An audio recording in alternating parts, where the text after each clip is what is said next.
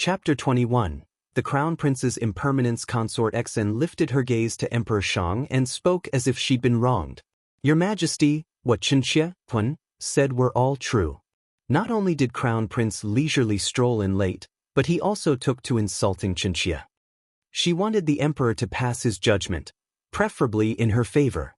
However, she was unaware that her impertinent remarks had caused the faces of several people in the Great Hall to pale. 1. Equals a form of self-address used by females, meaning your consort/concubine. Emperor Shang neither answered her nor reproached her. His indifference almost made her eyes redden, but fortunately, after years of experience residing in the palace, she was able to quickly readjust her mood and even continue on what she had been saying. The Crown Prince displayed such ignorance towards proper courtesy. How could he possibly shoulder the great responsibility that comes with his title? The instant these words were spoken, even her own son, third Prince Shang Qing, shot his mother a look. Unfortunately, Consort Xian's eyes and rationality were both shrouded by jealousy. Her love for Emperor Shang was genuine, but it was a pity that she was never anything in his eyes. Towards this, she was tolerant, because Emperor Shang did not love anyone else either. However, when Empress Qiu showed up at the palace, Emperor Shang's doting and tender side surfaced. How could Consort Xen not be jealous? Now, seeing the Crown Prince, whose appearance held some resemblance to Empress Qiu's, hatred tempted Consort Xen to bring death upon him. Her words shocked the Great Hall into silence. Then, most of the onlookers became interested and felt entertained as they waited to see if Emperor Shang would punish the Crown Prince or defend him. The indolent expression that was originally on Shang Wuxin's face turned into an icy one. Her deep phoenix eyes flashed with a wicked gleam. She didn't think that a trifling little concubine would dare to rebuke her while they were in the Great Hall. It appeared that the original Crown Prince really didn't have any dignity. Huan Moche and Leng Yufeng were the first ones to notice that the aura around Shang Wuxin had chilled and became imposing. In their hearts, the two men felt that Consort Xen was truly a fool. Regardless of whether the Crown Prince was favored or not, it was not a concubine's place to decide such things. Nonetheless, Huan Moche was curious to see how the Crown Prince would handle this. Who are you? Shang Wuxin asked as she picked up a cup of tea from the table and slowly enjoyed the drink. Consort Xen didn't expect her provocation to elicit that sort of question, causing the expression on her beautiful face to crack. She pointed a polished finger at Shang Wuxin and said, Benfei is your elder. Does the Crown Prince insist on sustaining an arrogant attitude? She even swept a gaze over the present officials, prompting them to open their eyes so they could see the Crown Prince's lack of conduct. 2. Equals a form of self-address used by concubines/consorts, meaning this concubine/consort. PFT. Shang Wuxin lazily looked up and glanced at her. Elder? You're nothing but one of Fuang's consorts, a mere concubine really, and yet you dare call yourself an elder? Or could it be that you wish to replace Bengong's late Muhu 5, and seize her title as the Empress? If so, then Bengong might consider recognizing you as my elder. 6. I apologize for the succession of footnotes here. 3. Equals a term used by children of the Emperor, meaning imperial father. 4. Equals a form of self-address used by imperial family members, literally meaning this palace, but in this case means this prince. 5. Equals a term used by children of the Empress, meaning imperial mother. 6. Equals it means elder, but here, it's just referring to an older individual who should be treated with respect. Explanation of Shang Wuxin's verbal abuse. Compared to a concubine, a consort is of higher status, but they essentially serve the same purpose, so SWX was mocking and degrading Consort Xen. Consort Xen paled, and even the other concubines and ministers were panicking slightly. Who didn't know that in Emperor Shang's eyes and ears, Empress Qiu was a taboo topic? Those who mentioned her were met with miserable consequences, so although His Majesty had yet to erect a new empress, not a single minister dared to suggest otherwise.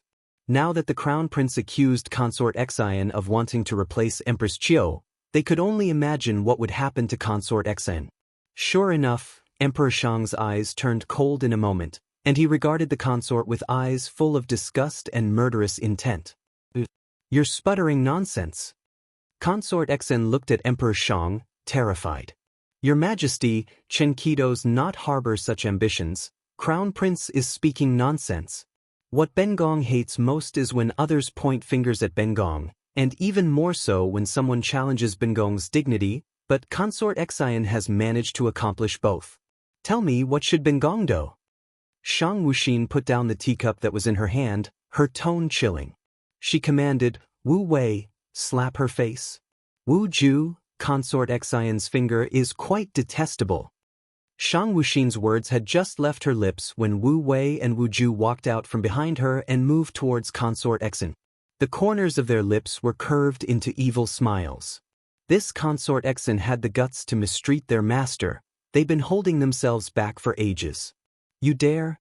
Consort Xian exclaimed fearfully, but unfortunately, neither Wu Wei nor Wu Ju wanted to waste words on her. Moreover, although they were both just maidservants, they acted solely on the Crown Prince's orders, so the moment Wu Wei reached the consort, she gathered force into her palm and gave Consort Xian 2 slaps on the face. Wu Wei possessed notable strength, so the impact made Consort Xian feel like even her teeth were rattling. Wu Ju didn't wait for her to cry out before she reached out and snapped the finger that was used to point at the Crown Prince. Kacha! Consort Xian's finger drooped at an awkward angle. It turned out that Wu Ju had actually shattered the bone, so the imperial physicians wouldn't be able to fix it either. Consort Xian let out a pained cry while the officials in the Great Hall were all frightened by the Crown Prince's cruel methods. What part of the Crown Prince was incompetent and what part of him was cowardly? If his maidservants were already this merciless, the degree of his own cruelty could only be left to one's own imagination. Mu Fei. Princess Shang Qinmi rushed over to Consort Xian's side and, seeing her agonized mother, faced the Crown Prince and angrily shouted, How can you treat my Mu Fei, 7, like this? 7 equals a term used by children of consorts/concubines, meaning mother consort/concubine.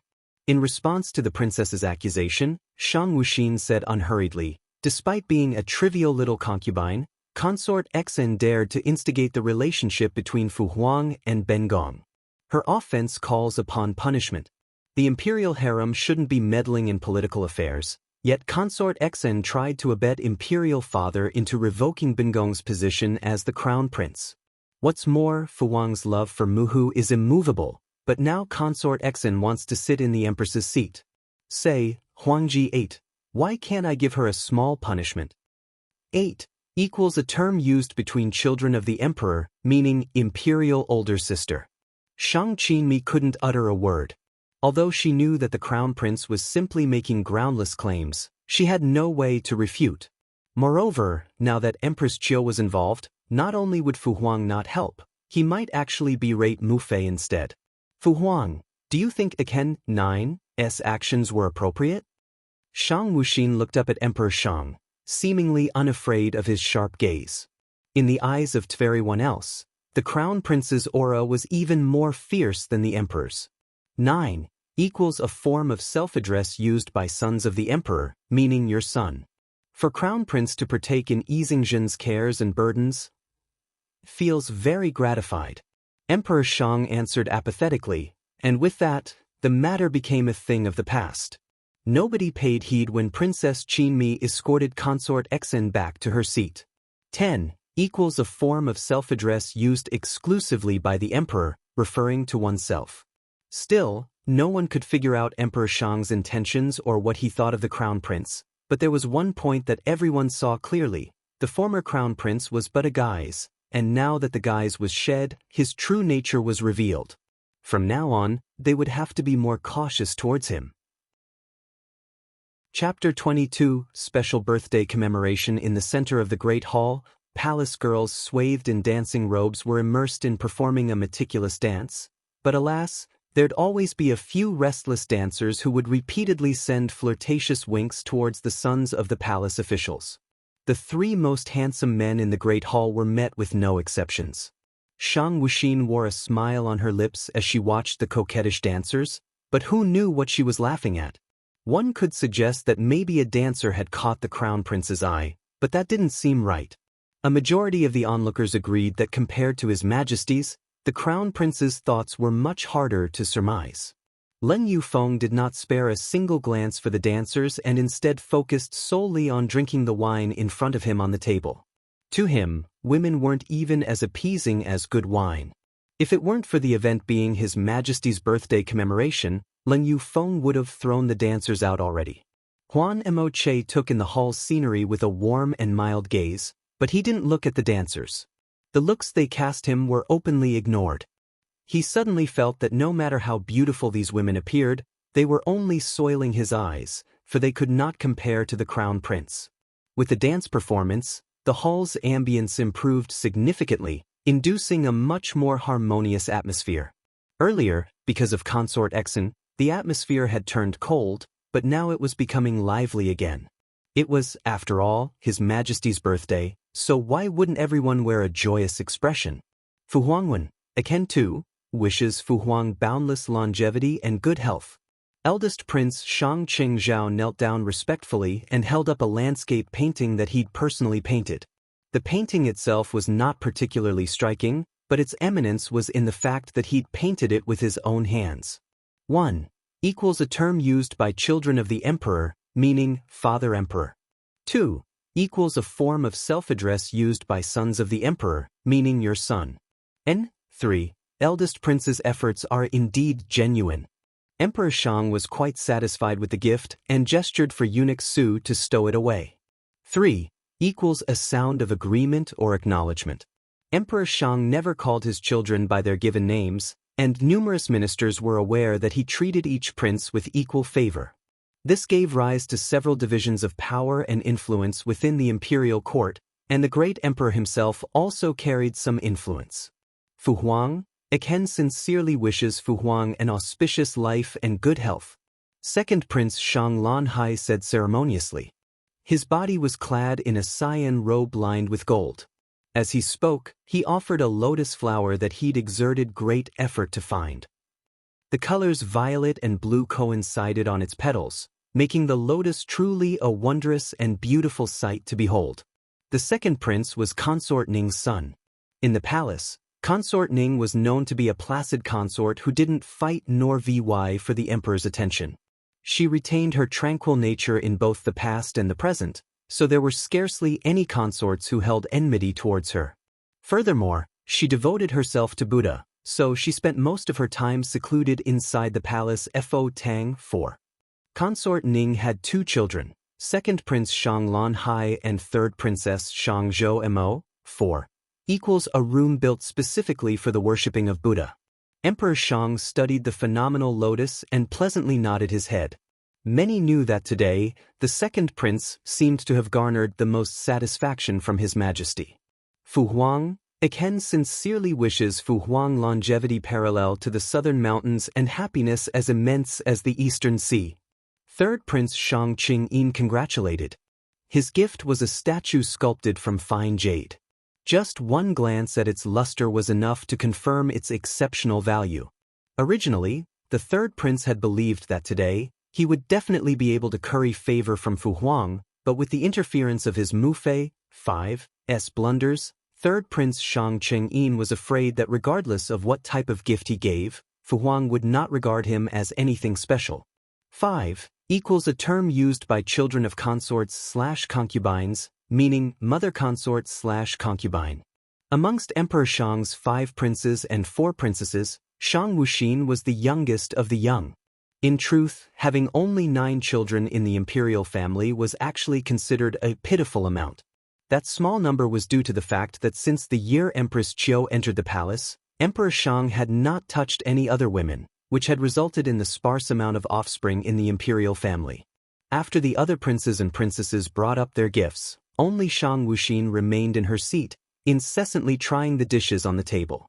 When she came across something that tasted decent, she'd take a few bites, and when she encountered something that she didn't like, she'd frown, scrunch her eyebrows together, and not touch it again. Others might not have noticed these little actions of hers, but Leng Yufeng and Huan Emoche were sitting next to her and saw them clearly. Simultaneously, They thought that the crown prince's gluttonous behavior was extremely lovable, so lovable that they wanted to preserve and treasure the sight of it. It seems like the crown prince hasn't given his gift yet. Consort Qin said hesitantly.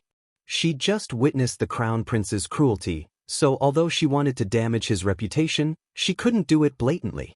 Remembering the failures of the assassin she'd hired, she felt that the crown prince wasn't as simple as he seemed.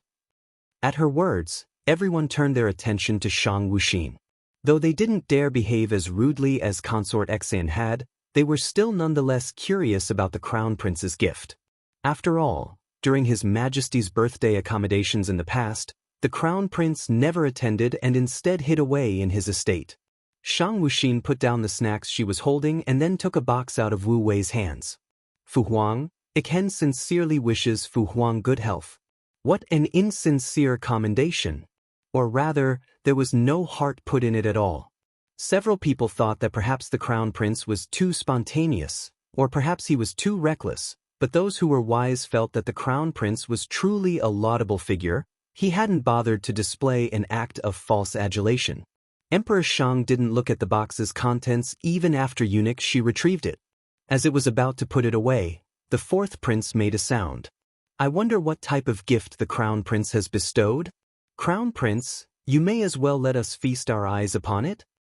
It seemed like fourth prince Shang and Song simply just wanted a peek at what the crown prince had prepared, but it was actually because he knew distinctly that the Taiji 6 estate was poor. With his estate in that condition, how could the crown prince possibly be able to produce a quality gift? 6 equals literally crown prince estate, but I found it too wordy, so I used pinyin. Letting the crown prince publicly lose face before these ranks of spectators would bring the fourth prince great pleasure. Due to an illness, fourth prince Shang and Song's Mufei had an early passing, but with his own hands he had rose in power. His capability was not to be underestimated. Let it be opened, Emperor Shang declared, and thus, under everyone's watchful eyes, eunuch Su opened the brocade box. Immediately, the gift revealed itself to the multitude of gazes that were looking upon it. They were shocked, and some even stood up in disbelief.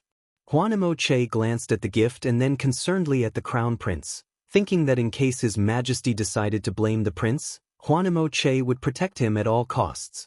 Leng Yufeng saw what was inside the box and became somewhat lost, not knowing what exactly the crown prince was attempting to do, but he believed that the crown prince wasn't someone who engaged in futile activities.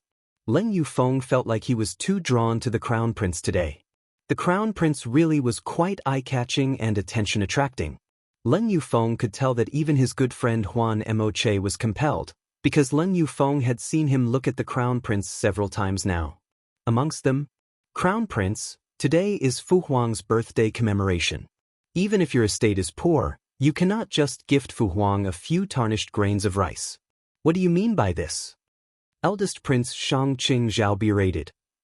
The other princes were also standing on the side that disapproved of the crown prince. Although the princes were not as amicable with each other as they appeared, the incompetent Shang Wuxin that they'd once disregarded was now too big of a threat.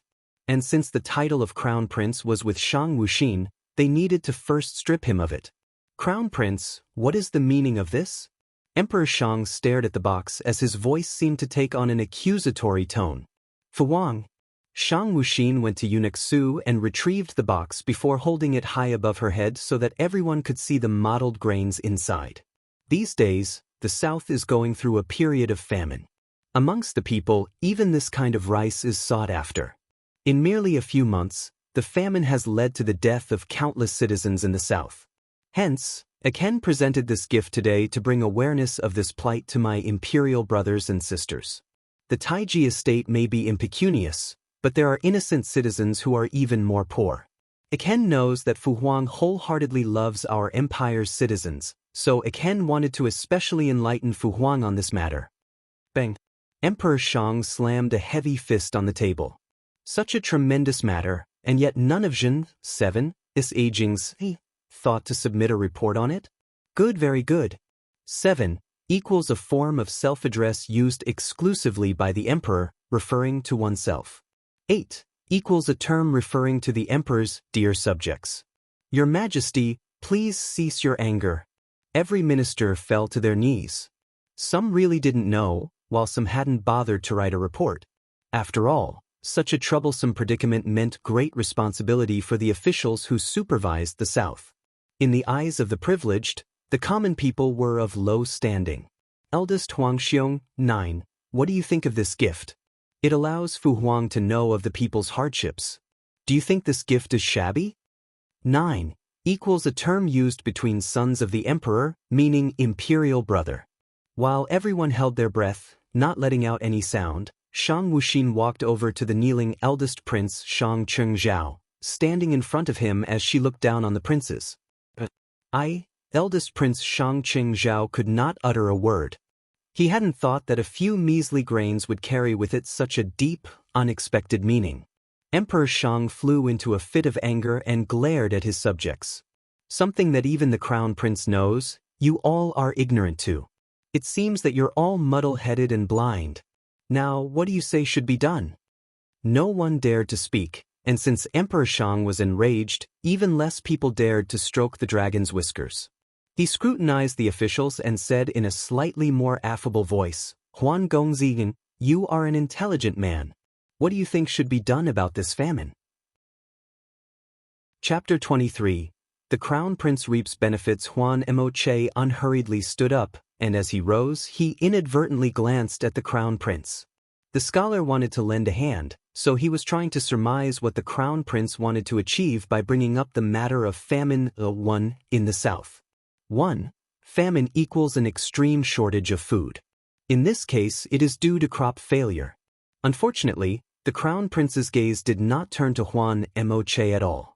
It was as if, regardless of what Huan Moche said, his words would have no way of interfering with his plans.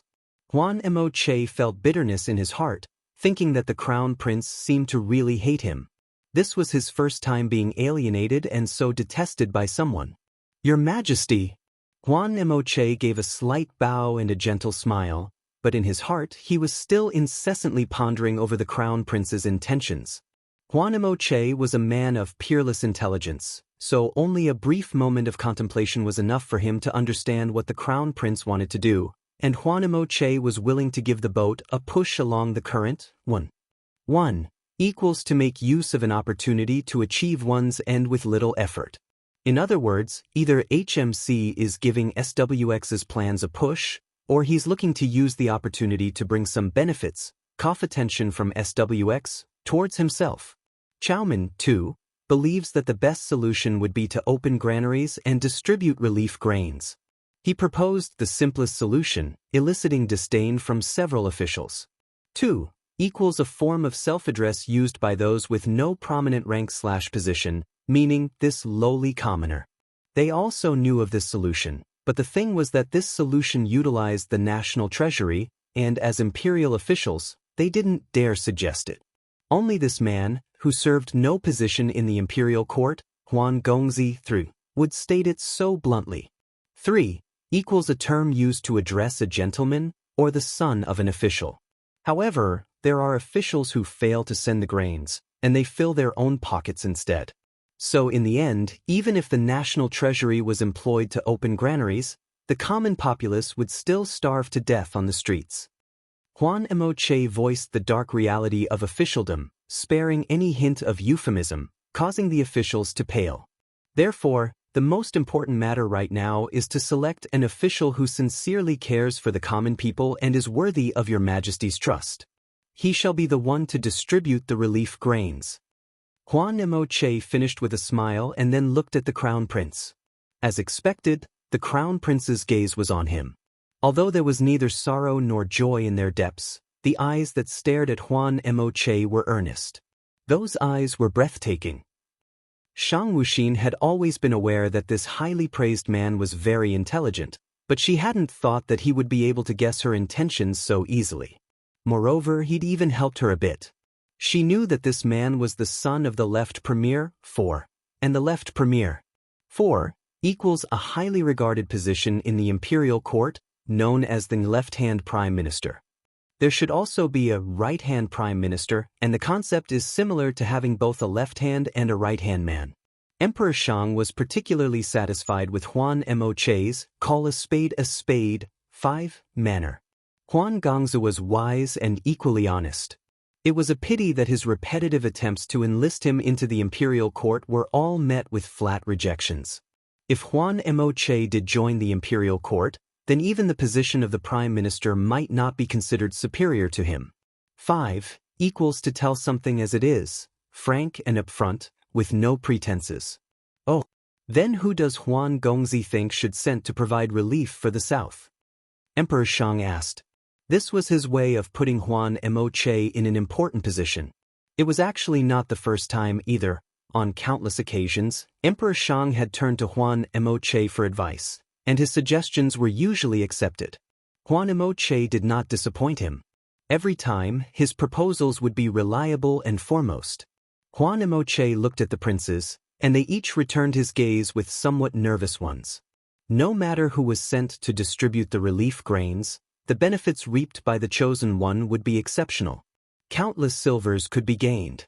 More importantly, showing one's face while carrying out this task would ensure a good reputation, which was exactly what every single prince desired. Cao Min thinks the crown prince is the most suitable candidate. Huan Moche's words raised 1,000 ripples. 6 equals to cause a commotion. The first one to step out in rebuttal was, unexpectedly, Huan Moche's own father, Left Premier Darren. 7. Left Premier Huan and Ping wore imperial official robes. Although his age was no longer small, one could still perceive that in his youth he had been a man of rarely seen beauty and appeal. 7 equals a title of respect towards a superior individual, meaning Great One. He glared at Huan Moche.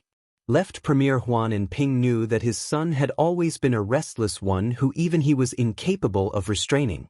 If it weren't for the fact that Huan Moche was the only son in their household, why else would Left Premier Huan and Ping tolerate his son's disobedience?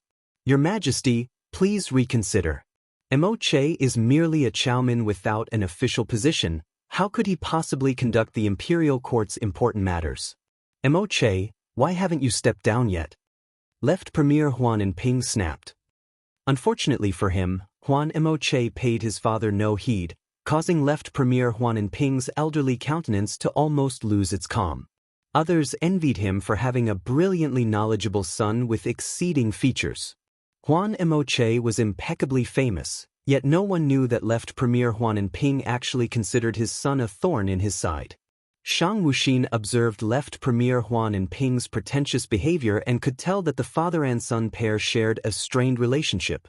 It seemed that Huan Moche did not feel any filial love for his father. No wonder Huan Moche helped her. Left Premier Huan and Ping belonged to the eldest prince's faction. His Majesty threw a discontented glance at Left Premier Huan and Ping but did not verbally reprimand him. His Majesty appeared to be far removed from the masses and reality, and controlled the matter of life and death, but in fact, there were dilemmas only he would know. The imperial court was too powerful. He'd spent so many years eliminating those who gained a degree of imperial authority, but they were not enough. Far from enough. 8 equals to sit up high in a leading position, different from the rest. Huan Gongzi is the capital's top Gongzi. Who else could surpass his wisdom and wits? Emperor Shang rebuked and then looked at the assembly of people as he said, or does someone hold another candidate in mind? Zhen, 9, would like to see just who would enjoy this toilsome assignment. 9 equals a form of self-address used exclusively by the emperor, referring to oneself. Chen thinks that the eldest prince is very suitable. Left Premier Huan and Ping said. He knew that if he didn't speak up, another official undoubtedly would. 10 equals a form of self-address used by members of the imperial court, meaning this official. Left Premier's suggestion, I'm afraid, is inappropriate. Huan Moche saw that the crown prince was about to say something, so he quickly rushed to interfere, not wanting the crown prince to go against the Left Premier. After all, the Left Premier's influence was great, so if he were to bear a grudge against the crown prince, it would be disadvantageous for the crown prince's future. Shang Wuxin's raised an eyebrow. Again, she hadn't expected that this Huan Moche would so blatantly challenge his own father while they were in the Great Hall and continue to assist her so tenderly. If it weren't for those peach blossom eyes, she would have felt that this kind of man would be fitting to be her confidant. The famine in the south has become so severe, yet none of the other princes reported it. Crown Prince cares for the people, so of course the Crown Prince should be the one to carry out the task. If the eldest prince was truly more suitable, then where was the eldest prince at in the beginning? Chowman would like to point out that the south is a fief belonging to the eldest prince. Huan Moche said without a shred of fear.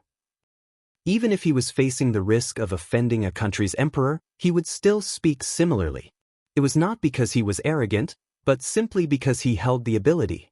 Chowman believes the Crown Prince is most ideal for this task. Furthermore, his heart is one that loves the common people, and that is a blessing to them. Once he was done speaking, he sat back down. He'd done all he could, now the rest was up to His Majesty. Chen also believes that for resolving the famine in the south, the Crown Prince is most suitable.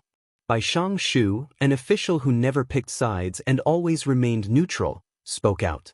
This time, he truly admired the people-loving Crown Prince. Regardless of whether or not the Crown Prince was just trying to grasp the opportunity to procure favor, he'd acknowledged the famine, which in itself made him very admirable. Emperor Shang thought for a moment before declaring, "The task of opening granaries and distributing relief grains will be handled solely by the Crown Prince. In 5 days, the Crown Prince shall take grains to the south." Shang Wuxin's eyes flashed with a faint trace of something, and that look in her eyes was spotted clearly by Huan Moche. He took a glimpse and said, "Your Majesty, the road to the south is infested with bandits. The Crown Prince should have an escort." He was afraid that it would take the Crown Prince a long time to return from his journey to the south, and he was willing to be the aforementioned escort. However, Fu Huang 11, Aken 12, thinks that General Leng would be a very good candidate. Shang Wuxin smiled. It wasn't that she was ignorant to Huan Moche's intentions, but she really did hate those eyes. She was afraid that he'd rouse her heart. 11 equals a term used by children of the emperor, meaning Father Emperor.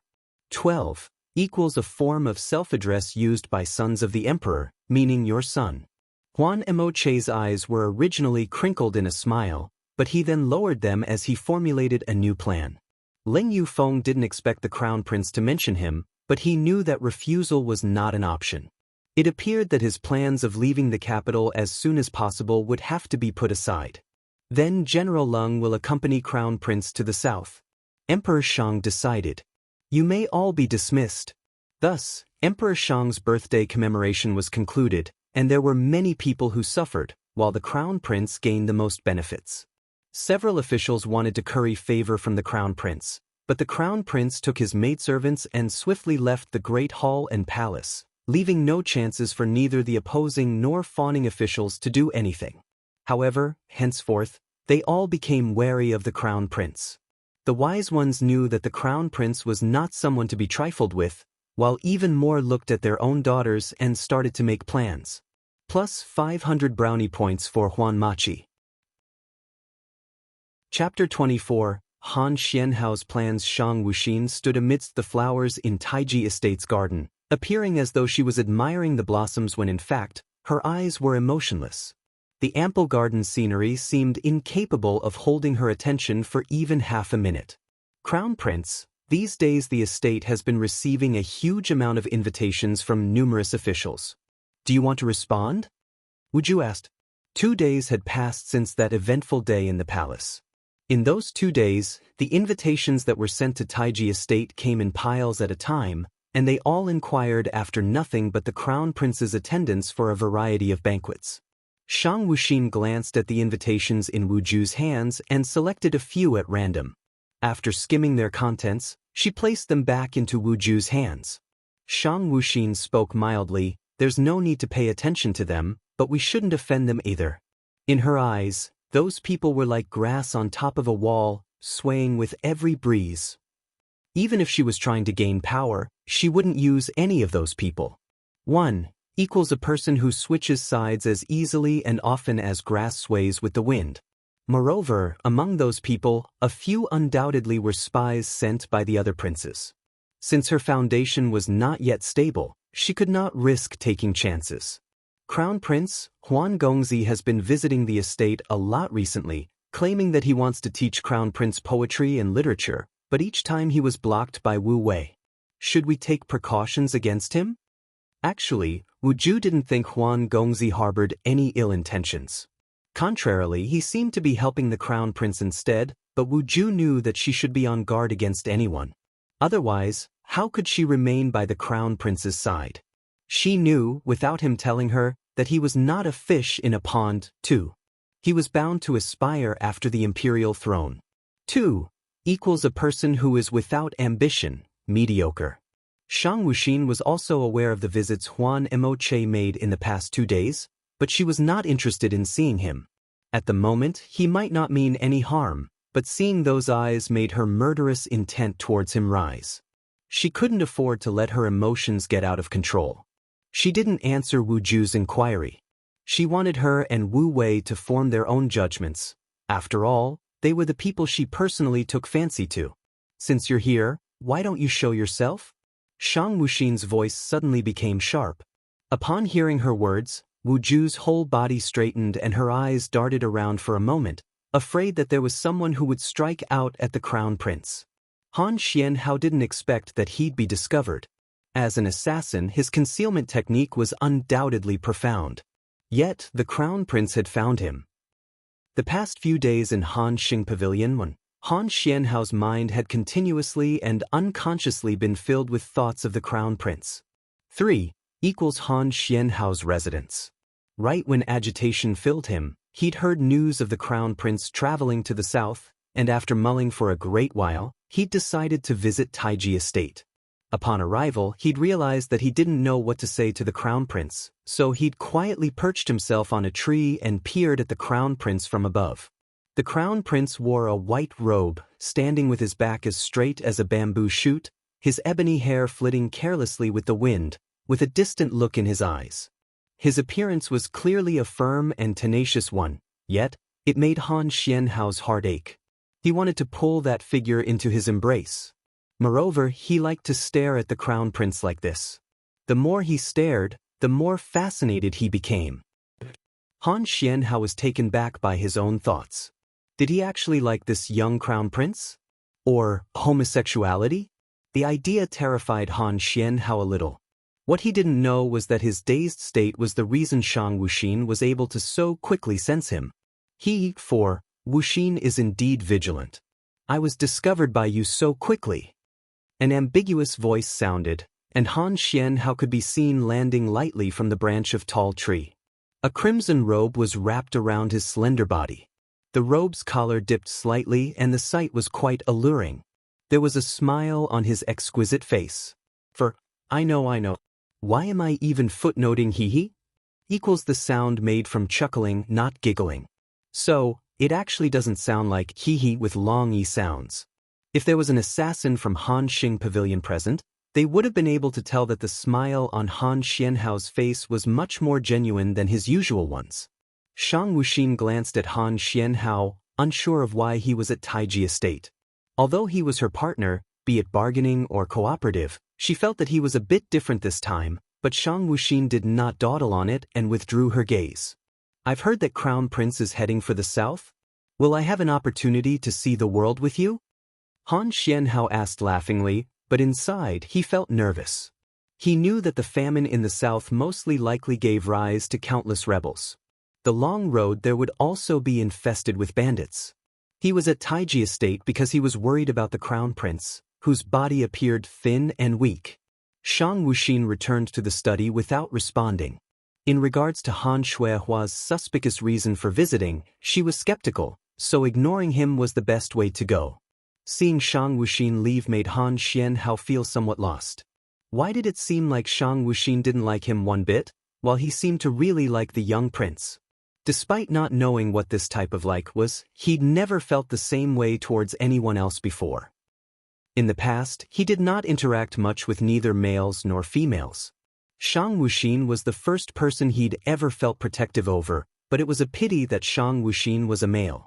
However, even though Shang Wuxin hadn't consented, Han Xianhao laughed with a wicked intent as he stood and happily left the estate. Chapter 25. 1. Leng Yufeng's solicitude. Night silently fell. On a mountain slope outside of the capital, Shang Wuxin was sitting motionless on a snow-white horse. Accompanying her were 1,000 soldiers and carriages loaded with grains. They had long been waiting. Everyone was wearing standard black attire, and under her command, even the flags had been taken down. In ancient China, when those with status travel, they would raise flags that show which clan and such they belong to. Crown Prince, the provisions have already been sorted and tallied, and the soldiers are all present. Leng Yufeng arrived at the Crown Prince's side. Under the moonlight, one could discern that Leng Yufeng's whole body was clad in black, including a midnight cloak, his appearance handsome, with a pair of apathetic, inky irises and strict, thin, unsmiling lips. He emitted icy confidence that was as cold as snow. Shang Wuxin nodded, and at that moment, an official went to her and asked curiously, "Crown Prince, why must we embark at night time? And why are we not permitted to wear military clothes?" This official wasn't the only one confused. The soldiers were too, so they all perked up their ears.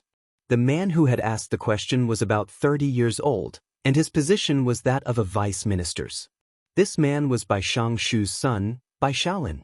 His looks were ordinary, but he'd inherited his father's righteous air. Under his father's instructions, he was accompanying the Crown Prince on this journey to the south. However, there was another reason for Bai Shaolin's compliance. He wanted to see for himself the prince his father had ever so passionately praised. Noticing that a lot of the soldiers seemed to be looking at the grains in their carriages but was actually perking their ears, Shang Wuxin bluntly said, "This time, Ben Gong is heading out to deliver provisions to the common people, not going out to amuse myself. There is no need for a grand send-off. By leaving at night, we can also catch those with ill intentions unawares. As for your clothes, military attire is very noticeable. If we wear them, wouldn't that the same as asking for bandits to attack us?" Certain parts of the mountainside inhabited bandits who were especially abhorrent to those from the capital. This was mainly due to the imperial court's incompetence, which was usually the reason behind the bandits' exiles. Those from the imperial court had repeatedly been robbed to the last pin by said bandits, but if they changed their clothes, even if the bandits were to attack, the attack wouldn't be as harsh as attacks driven by hatred. Bai Shaolin suddenly understood the Crown Prince's motives and promptly fell to his knees in front of Shang Wuxin. "Crown Prince is wise. You was ignorant." The other soldiers also looked at the Crown Prince with admiration. They'd heard that the Crown Prince was very wise, but when were rumors ever as true as reality? It turned out that the rumors were actually true. Leng Yufeng glanced at the Crown Prince as his heart filled with approval. If it had been him, he would have done the same too, but he'd only developed this kind of mindset through heavy experience in the battlefield. It turned out that the Crown Prince, who'd grown up in the palace, was actually capable of such thorough thinking. Leng Yufeng had to say, this Crown Prince was not someone the other princes could compare to. Faced with the soldiers' somewhat worshipping gazes, Shang Wuxin didn't feel any self-satisfaction. She propelled her horse forward, finally leading the vigorous troops forward. Wait! Suddenly, from behind them, hoofsteps sounded. She gripped her reins tightly and turned her head to see Huan Emoche in a blue robe as he galloped quickly towards her. With his masculine good looks and rare beauty, he looked undoubtedly like a well-groomed gongzi. There was a heartwarming smile on his face, and that smile elicited the feeling of caress by a spring breeze. "Crown Prince, I want to go too."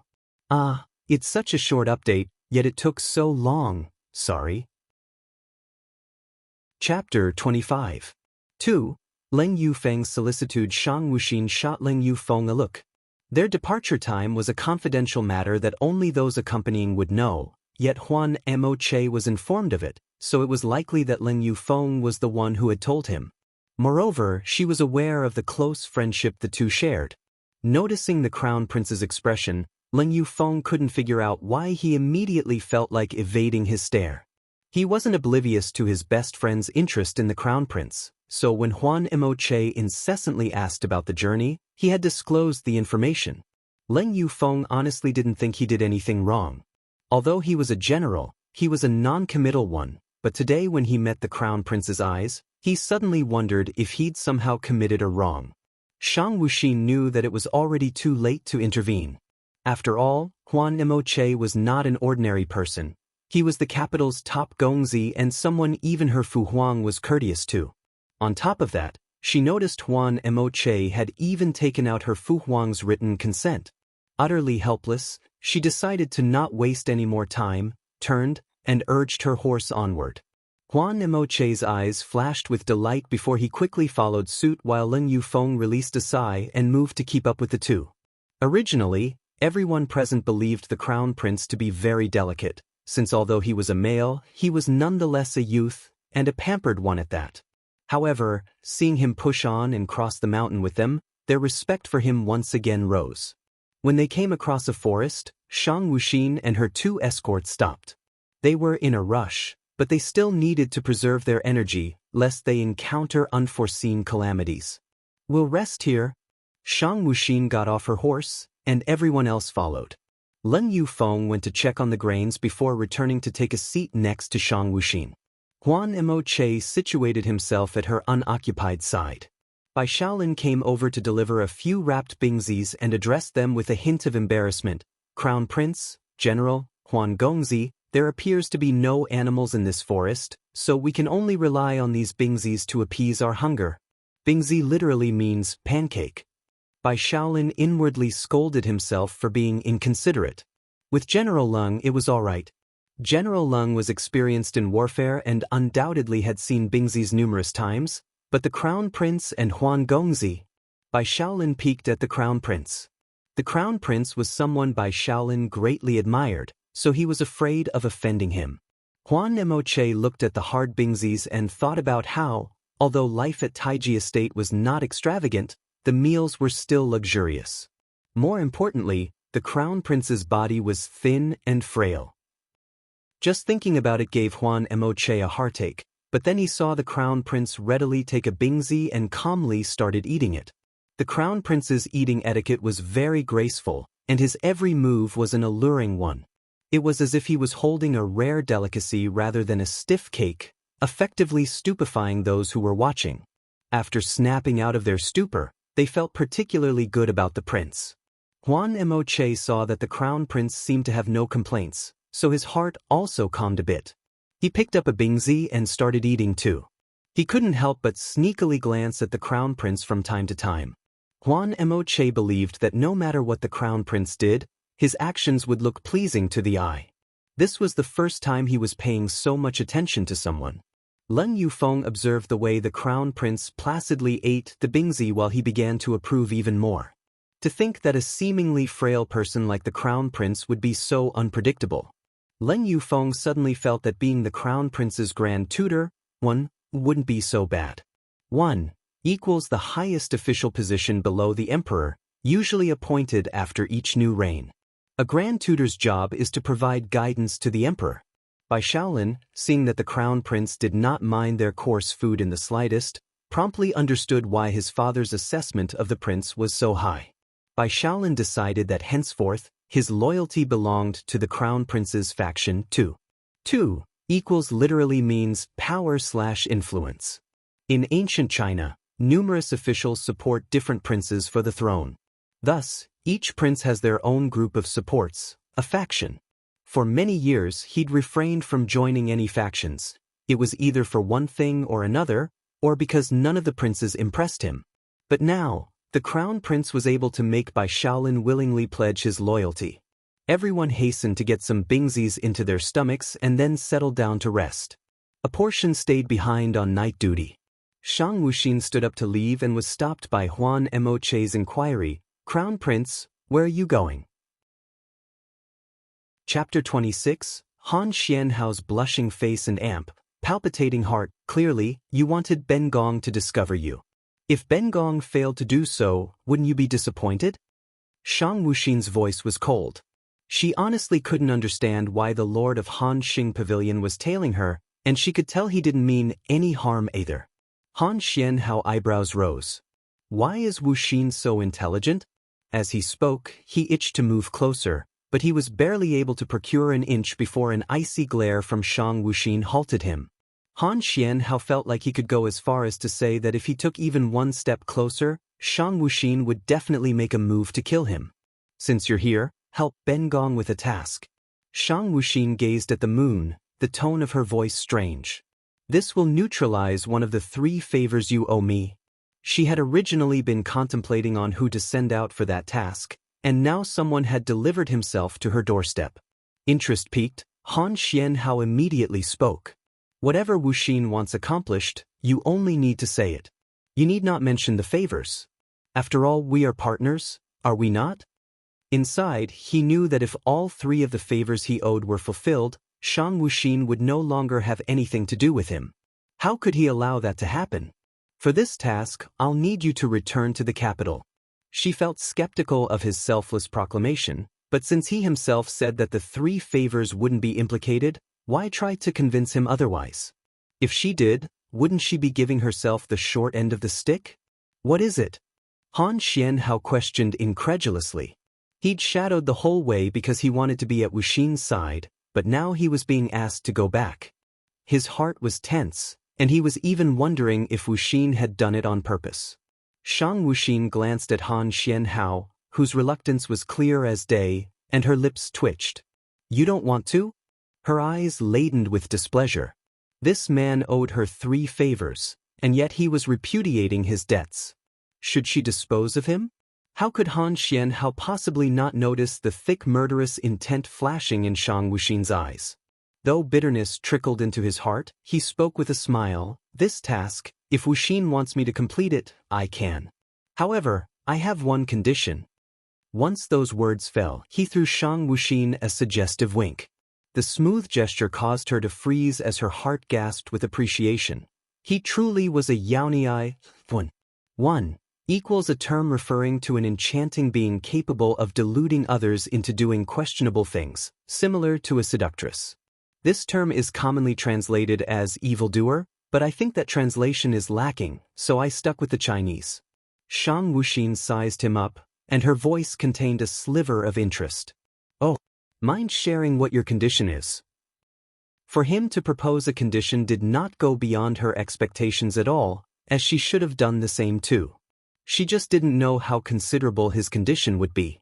Han Xianhao braved Shang Wuxin's murderous eyes and slowly drew near, but he knew his limits, so he kept his hands to himself. With their close proximity came a very faint but aromatic fragrance. He couldn't help but sniff a few more times, knowing it was Shang Wuxin's natural body scent and finding it odd that a young male would give off such a nice scent. However, he really did like this scent. From now on, I wish for you to call me by my name, Xianhao. He suppressed the urge to move closer still. If you agree, I'll return to the capital and help you with your task. How about it? And at this point, I don't think we're just partners anymore, we're friends. Shang Wuxin took a step back, slightly widening the distance between them. Han Xianhao could no longer detect that subtly elegant scent and felt a sense of loss. But nonetheless, he continued to smile as he gazed at Shang Wuxin. He knew the youth was an exceedingly intelligent individual, but his request did not cross any lines. Sure enough, Shang Wuxin only pondered briefly before saying, "Then, Xianhao, I thank you for your assistance." The implication behind her words was clear. She'd extracted Ben Gong from her speech, which meant she was willing, at least on a surface level, to acknowledge Han Xianhao as a friend.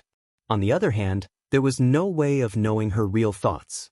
Han Xianhao was delighted to hear his name fall from Shang Wuxin's lips. His own red lips arched into a wide grin, and his eyes sparkled. A completely unrestrained display of beauteousness, so brilliant it was suffocating. A perplexed expression surfaced on Shang Wuxin's face as she stared at him. It was merely a name, so why was this man happy to such an extent? Forget it, as long as her purpose was satisfied, nothing else concerned her. All right, what do you need me to return for? Joy brimmed Han Xianhao's countenance. From their current location, it wouldn't take long to reach the capital. If the task was accomplished quickly, he could still catch up. Shang Wuxin leaned in, placed her lips beside his ear, and used a leisurely tone to divulge her plans. Alas, he could only register the sweet aroma emanating from Shang Wuxin's body, and the warm breath tickling his ear sent his heart into chaos. Understood. After her instructions were given, she caught sight of Han Xianhao's red cheeks and stepped back. He was rather befuddled. What did you say? Shang Wuxin's expression showed that she was not amused, but she drew closer again and repeated her instructions. This time, although Han Xianhao's heartbeat was still palpitating uncontrollably, he exerted great effort to listen. The more he heard, the colder his face became. Wuxin, rest assured. I will definitely do a good job. He suppressed the subservient smile that threatened to blossom on his face. I'll take my leave now, take good care of yourself. The man disappeared with a reassuring smile, and as Shang Wuxin watched him vanish, the corners of her lips rose in an evil tilt. When she returned to the encampment, she immediately spotted Leng Yufeng and Huan Emoche. Instead of resting, they were standing upright at the outer ring of the encampment, as though waiting for her. Seeing that, an inkling of enlightenment crept into her heart. Crown Prince, they called out. Since they were outside of the imperial capital, they relinquished some of the compulsory courtesy they normally enforced. Shang Wuxin waited for their questions and as expected, Huan Emoche opened his mouth to ask, Crown Prince. Henceforth, it would be best if you refrain from straying too far. Chao Mingtu is not an enemy, at least, not crown princes. 2. Equals a form of self-address used by those with no prominent rank/position, meaning this lowly commoner. For the two men to station themselves at the outer ring of the encampment, Shang Wuxin realized it must have been because they saw her with Han Xianhao. The lake she'd been standing near could be seen from the trio's current spot, which was the top of a high terrain. Han Xianhao's face might have been too far away to recognize, but his interactions with Shang Wuxin were easily perceived. You both should rest. She said nothing more and headed straight for a large tree, closing her eyes once she made herself comfortable. The two men followed and sat themselves at either sides of the crown prince, intending to rest, but were both enthralled. When the crown prince's eyes were closed, his sharp and silent aura of death were diminished, leaving behind only a pale and slim being, akin to an indolent yet seductive kitten. Leng Yufeng and Huan Emoche were both struck with the urge to clasp the crown prince in their own arms and nurture him. Simultaneously, they removed their outer robes, and when they both leaned toward to drape their own robe over the crown prince, they exchanged an embarrassment look. 2 layers of clothing concurrently appeared on the prince's body and instantaneously added warmth to his body. Shang Wuxin's eyelashes quivered briefly and then eased. The 2 men who gave her their outer robes also shut their eyes. Chapter 27, Leng Yufeng's change. It was early morning. Before sunrise, the sky was already brightening. Promptly after opening their eyes, Leng Yufeng and Huan Emoche turned to look at the crown prince, only to find him missing while the clothes they had draped on him were left behind. When the 2 men reached out to retrieve their respective outer robes, they found their clothes cool and slightly dampened by morning vapor. They immediately realized the crown prince had awoken much earlier than they did. Leng Yufeng and Huan Emoche hastily threw on their outer robes and set out to look for the crown prince. Both were oblivious to the nature of the anxiety on their faces and were even more clueless as to why they cared so much about someone they knew for such a brief time. Crown Prince. They found Shang Wuxin standing not far from their initial spot. Shang Wuxin was inspecting the provision carriages. She had not rested at all the night before because there were too many unreliable individuals around her, and not only was she restless, but she was also weighed down by the importance of her disaster relief assignment, so how could she possibly fall asleep?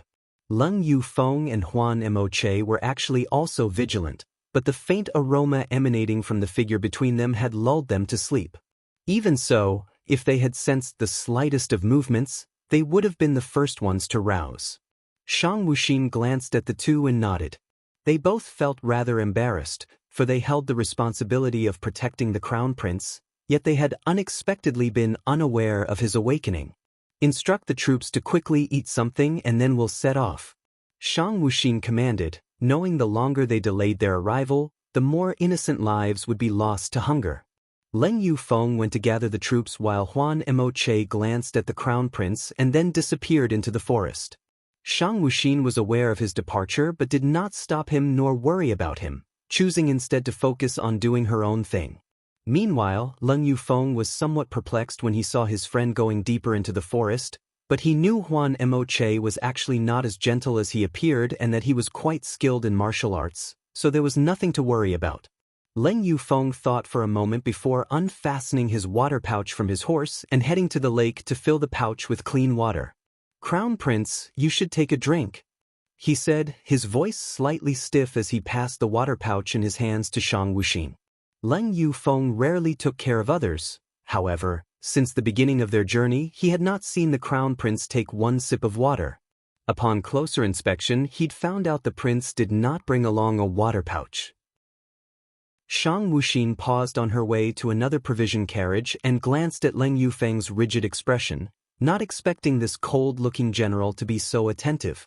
She was indeed thirsty, so she accepted the offered pouch and opened her mouth to swallow a few small gulps. "Crown," the words died in Leng Yufeng's throat.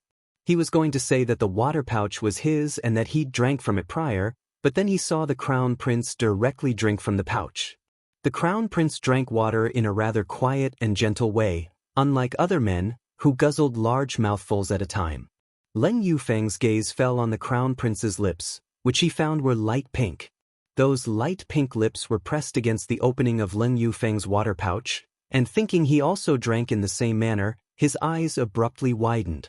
He thought the crown prince's lips looked especially nice, albeit a little pale. Although Leng Yufeng never really paid close attention to the lips of other people, he subconsciously thought the crown prince's lips had to be the best. While Leng Yufeng was being annoyed by his own thoughts, his water pouch swiftly appeared before him, and Shang Wuxin's cold voice sounded. "Thank you."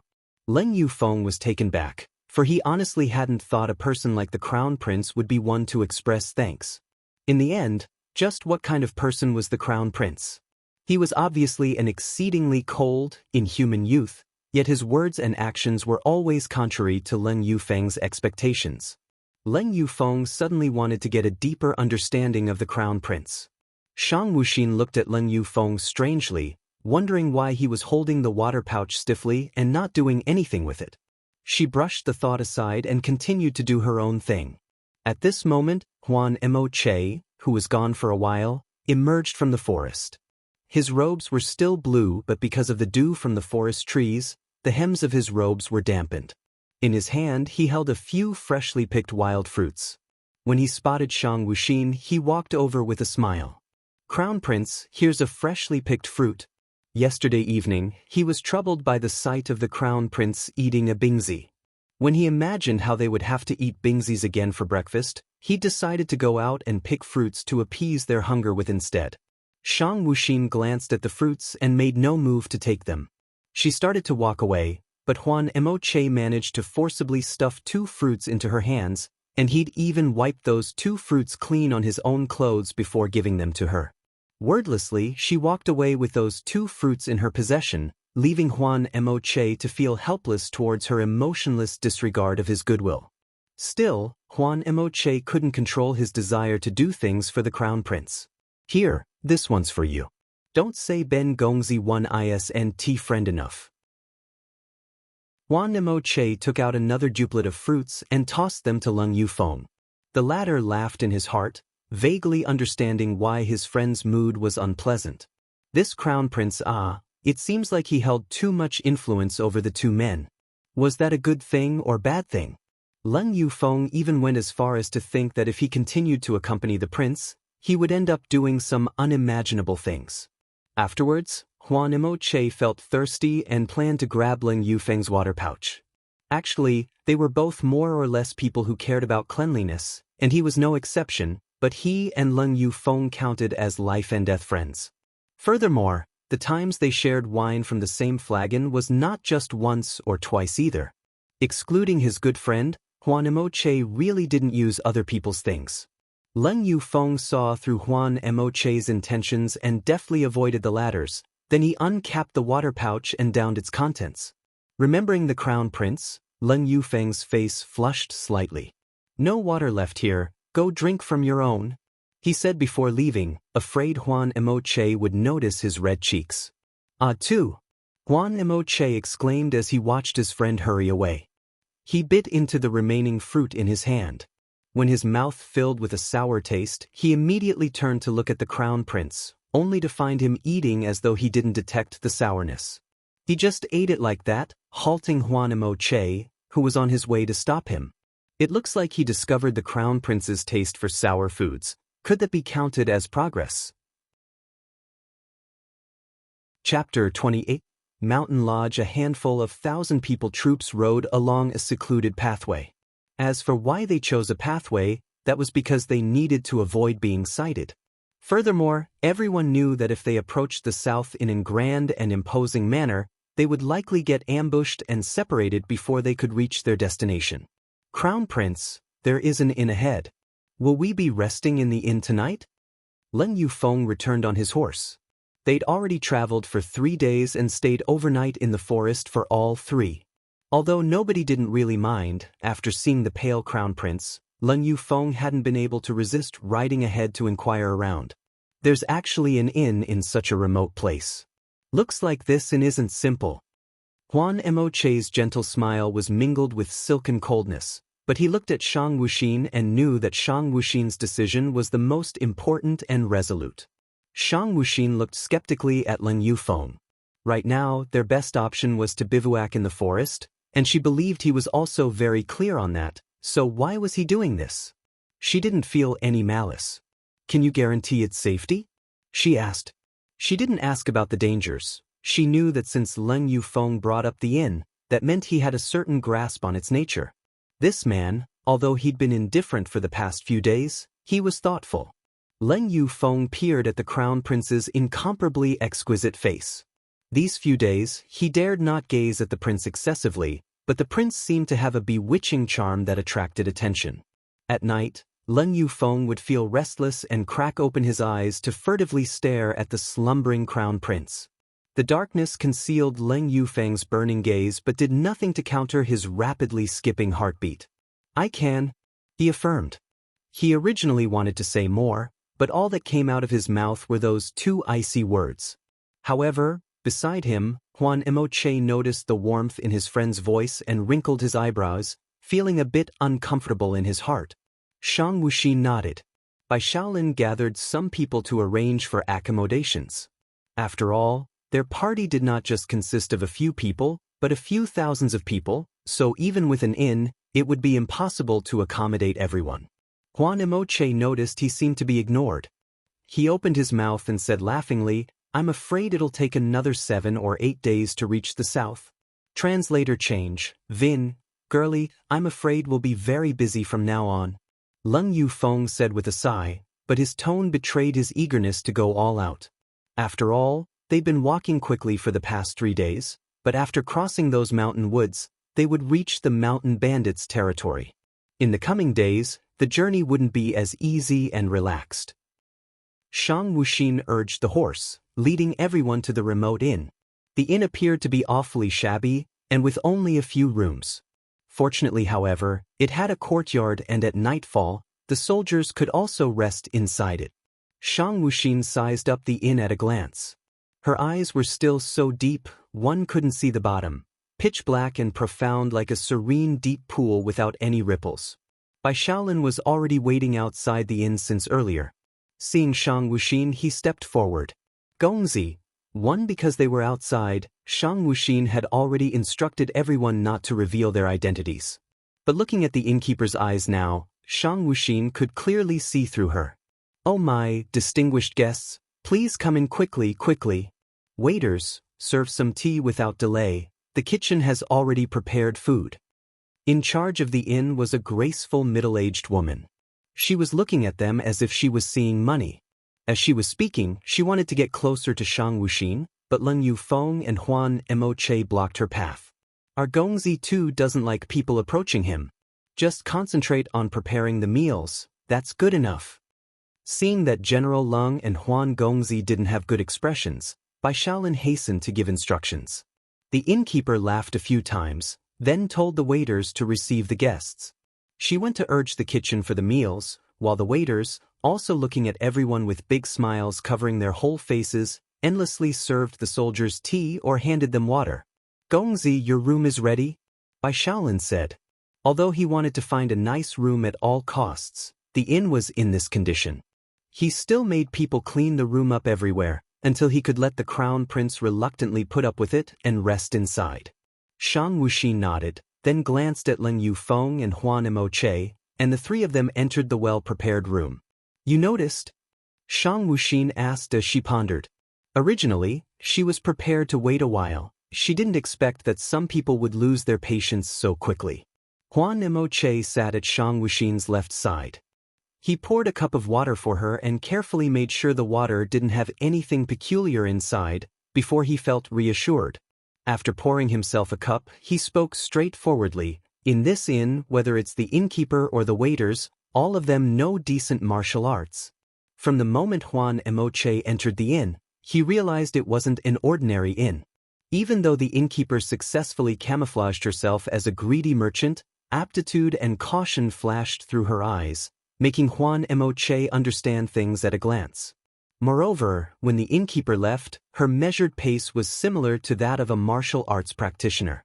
Also, all the waiters' technique in wiping the tables or pouring the tea hinted that they were greatly unaccustomed to the task. More importantly, Huan Moche discovered that all the waiters had thick calluses in the web between their thumb and forefinger. Shang Wuxi's glance swept over Huan Moche. He unexpectedly surprised her. She already knew he wasn't an ordinary person. Even if he looked like a precious, overly pampered young master from the capital, at present, Shang Wuxi was aware that Huan Moche wasn't simple at all. On the contrary, he was immeasurably deep. Seeing the crown prince's line of sight on himself, Huan Moche suddenly held his breath. He hoped this line of sight would stay on him for a while longer, but unfortunately, the crown prince's pair of clear as ice black eyes stopped over him for a second, then immediately left. "These people aren't mountain bandits," Leng Yufeng stated with certainty, but thinking a bit more, he added an explanation. "One can tell at a glance that these people are well trained, and it's absolutely impossible for mountain bandits to reach this level. Furthermore, they're clearly here for us, but it's unlikely that the mountain bandits know we're delivering grains to the south." After Leng Yufeng was done speaking, both he and Huan Moche looked at the crown prince. They wanted to find out what he would do, but based on their reasoning, they also knew the present predicament was definitely not so simple. Within the span of a single breath, Shang Wuxi's chilly voice resounded, accompanied by a difficult-to-detect trace of ruthlessness.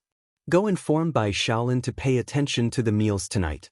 If anyone gets drugged, tell him he no longer needs to return to the capital," Shang Wuxi said with a faint smile. Not returning to the capital meant that if he couldn't even accomplish this small thing, he would be directly discarded.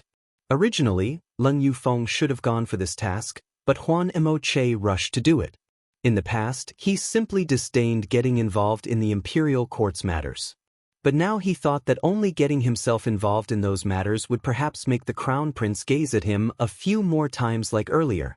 "Tonight," Shang Wuxi mumbled in a low voice, "will be fun." Leng Yufeng was looking at the crown prince, who was deep in thought over something with his head lowered. He was dressed in white brocade clothes with black edges. His black hair was like a waterfall, a jade hairpin holding it up as it draped over his shoulders and spilled over his back. He gave a cold impression, unable to be melted. Pale red lips, profound eyes, extraordinarily dignified, giving off a trace of ice-cold, bewitching flavor. A matchless cool elegance. As he looked on, Leng Yufeng got somewhat obsessed. He was even imagining, if the crown prince didn't have that kind of chilly manner, he ought to have such a graceful bearing. Shang Wuxi suddenly raised her head and looked at Leng Yufeng as she approached him, stopping a short distance away from him. "General Leng won't go rest." Startled, Leng Yufeng immediately retreated several steps. Previously, whether he was facing thousands of enemy soldiers or facing life and death, Leng Yufeng had never retreated. But now, simply because the crown prince got near, Leng Yufeng became a little terrified and withdrew several steps. He was afraid the crown prince would find out about those indistinct, unbearable thoughts of his. He was even more afraid that he wouldn't be able to restrain himself. As for what he would be unable to restrain, even he didn't know. Without saying a word, Leng Yufeng hurriedly walked out of the room. Looking at Leng Yufeng, who seemed frightened, Shang Wuxin felt a little helpless. Was she too scary, frightening such a valiant general? Chapter 29. The Crown Prince's plan at dinner. The soldiers ate till they were full. For the past few days, all they'd had were the flat cakes to appease their hunger.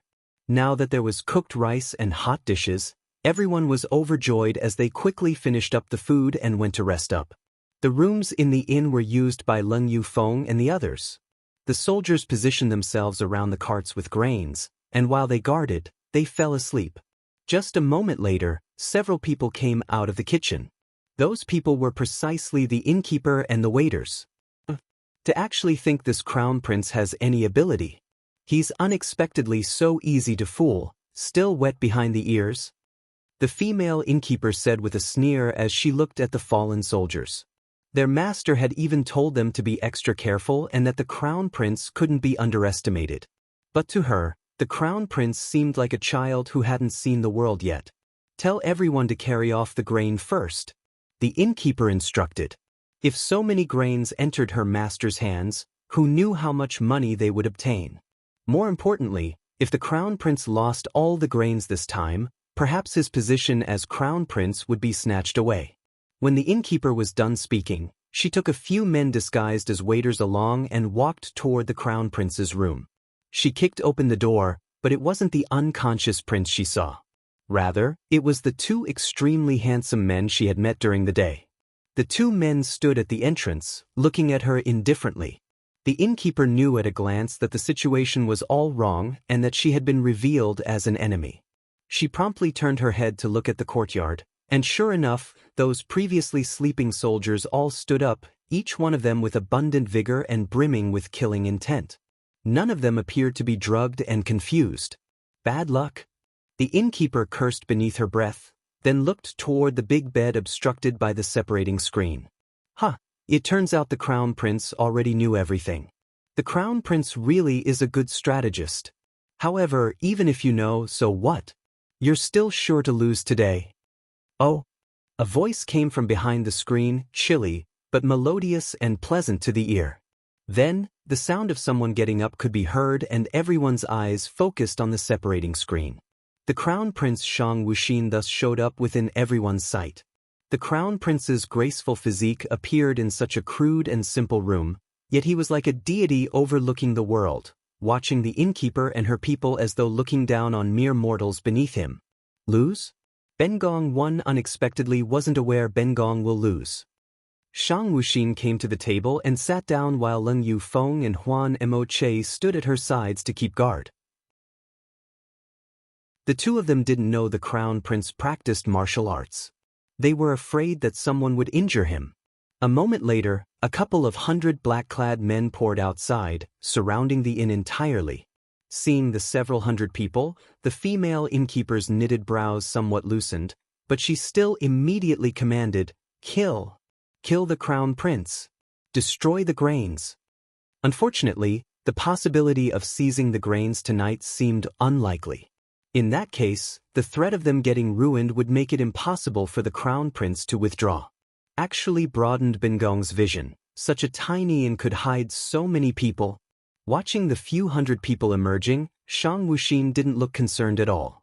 If those several thousand soldiers couldn't even resolve such a matter, she would really get a headache. Kill. Shang Wuxin slammed the small teacup in her hand on top of the table. Her entire being suddenly changed to sharp and fierce. The order she issued also contained an overwhelmingly intimidating power. Bai Shaolin bellowed in a great voice, leading a few hundred soldiers in a clash against the black-clad men, while the remaining soldiers protected the grains. Leading some waiters with comparatively high martial arts, the innkeeper attacked the crown prince Shang Wuxin, but before they managed to approach, Leng Yufeng and Huan Mo Che blocked their path. While Shang Wuxin, as if she didn't see the various scenes of battle around her, and seemingly nauseated by the smell of blood, still elegantly tasted the crude tea. Although Leng Yufeng and Huan Mo Che were outnumbered, They were far more skilled in martial arts than those people who weren't even worth a mention in their eyes in the first place. While fighting, they were paying attention to Shang Wuxin's circumstances. When they saw that Shang Wuxin was regarding the bloody scenes around as some common occurrence, their chests felt suffocated. Who knew why? Seeing the crown prince like that made their hearts ache for him. Mere moments later, the black-clad men were thoroughly eliminated, leaving only the female innkeeper alive. If it weren't for Shang Wuxin saying she wanted her alive, Leng Yufeng would have already killed her. Currently, 2 soldiers were holding the innkeeper and pressing her acupoints in order to prevent her from suiciding. The woman was looking toward the outside somewhat anxiously. Her originally victorious expression was gone without a trace. She realized that something was wrong. Could it be? The innkeeper looked at the peacefully sitting crown prince. Her voice held alarm as she asked, "Did you know everything? Is it your doing?" The soldiers inside the courtyard were looking at the innkeeper in confusion, wondering what she was talking about. But Leng Yufeng and Huan Mo Che faintly came to realize something. Both of them turned to Shang Wuxin. She didn't leave them hanging, but directly started speaking. "Yes, it is indeed Ben Gong's doing. What a pity, those helpers your master has sent from the capital. I wonder whether they're dead without an entire corpse, or gone without a trace, HM?" From the time Shang Wuxin had set off from the capital, she had known that there would definitely be a prince who'd restlessly wish to get rid of her during the journey. But even the prince wouldn't be able to organize a lot of manpower along the road so quickly. As a result, it was certain he would send more subordinates to catch up from the capital.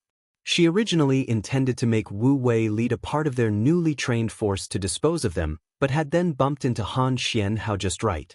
Shang Wuxin was all too clear about just how powerful Han Xing Pavilion was, so she immediately passed the duty over to Han Xianhao. He truly didn't disappoint her. "You actually killed them all," the innkeeper said in disbelief. Several hundred subordinates had been lying in ambush around the inn, but the master had also sent several hundred highly trained people from the capital to assist them.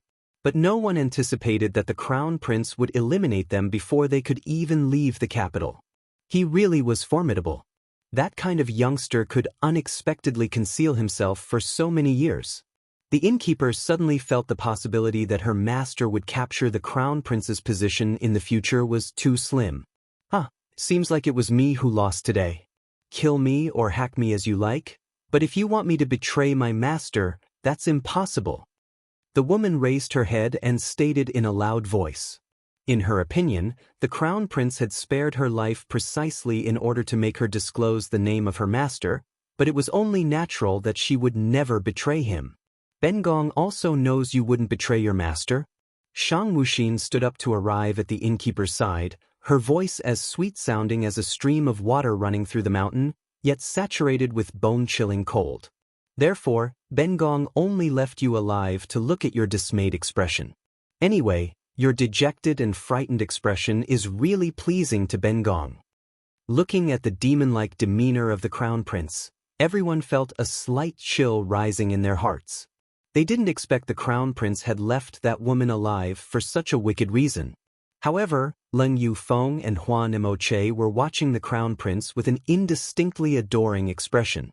They felt this kind of crown prince was not only not scary, but rather much more real.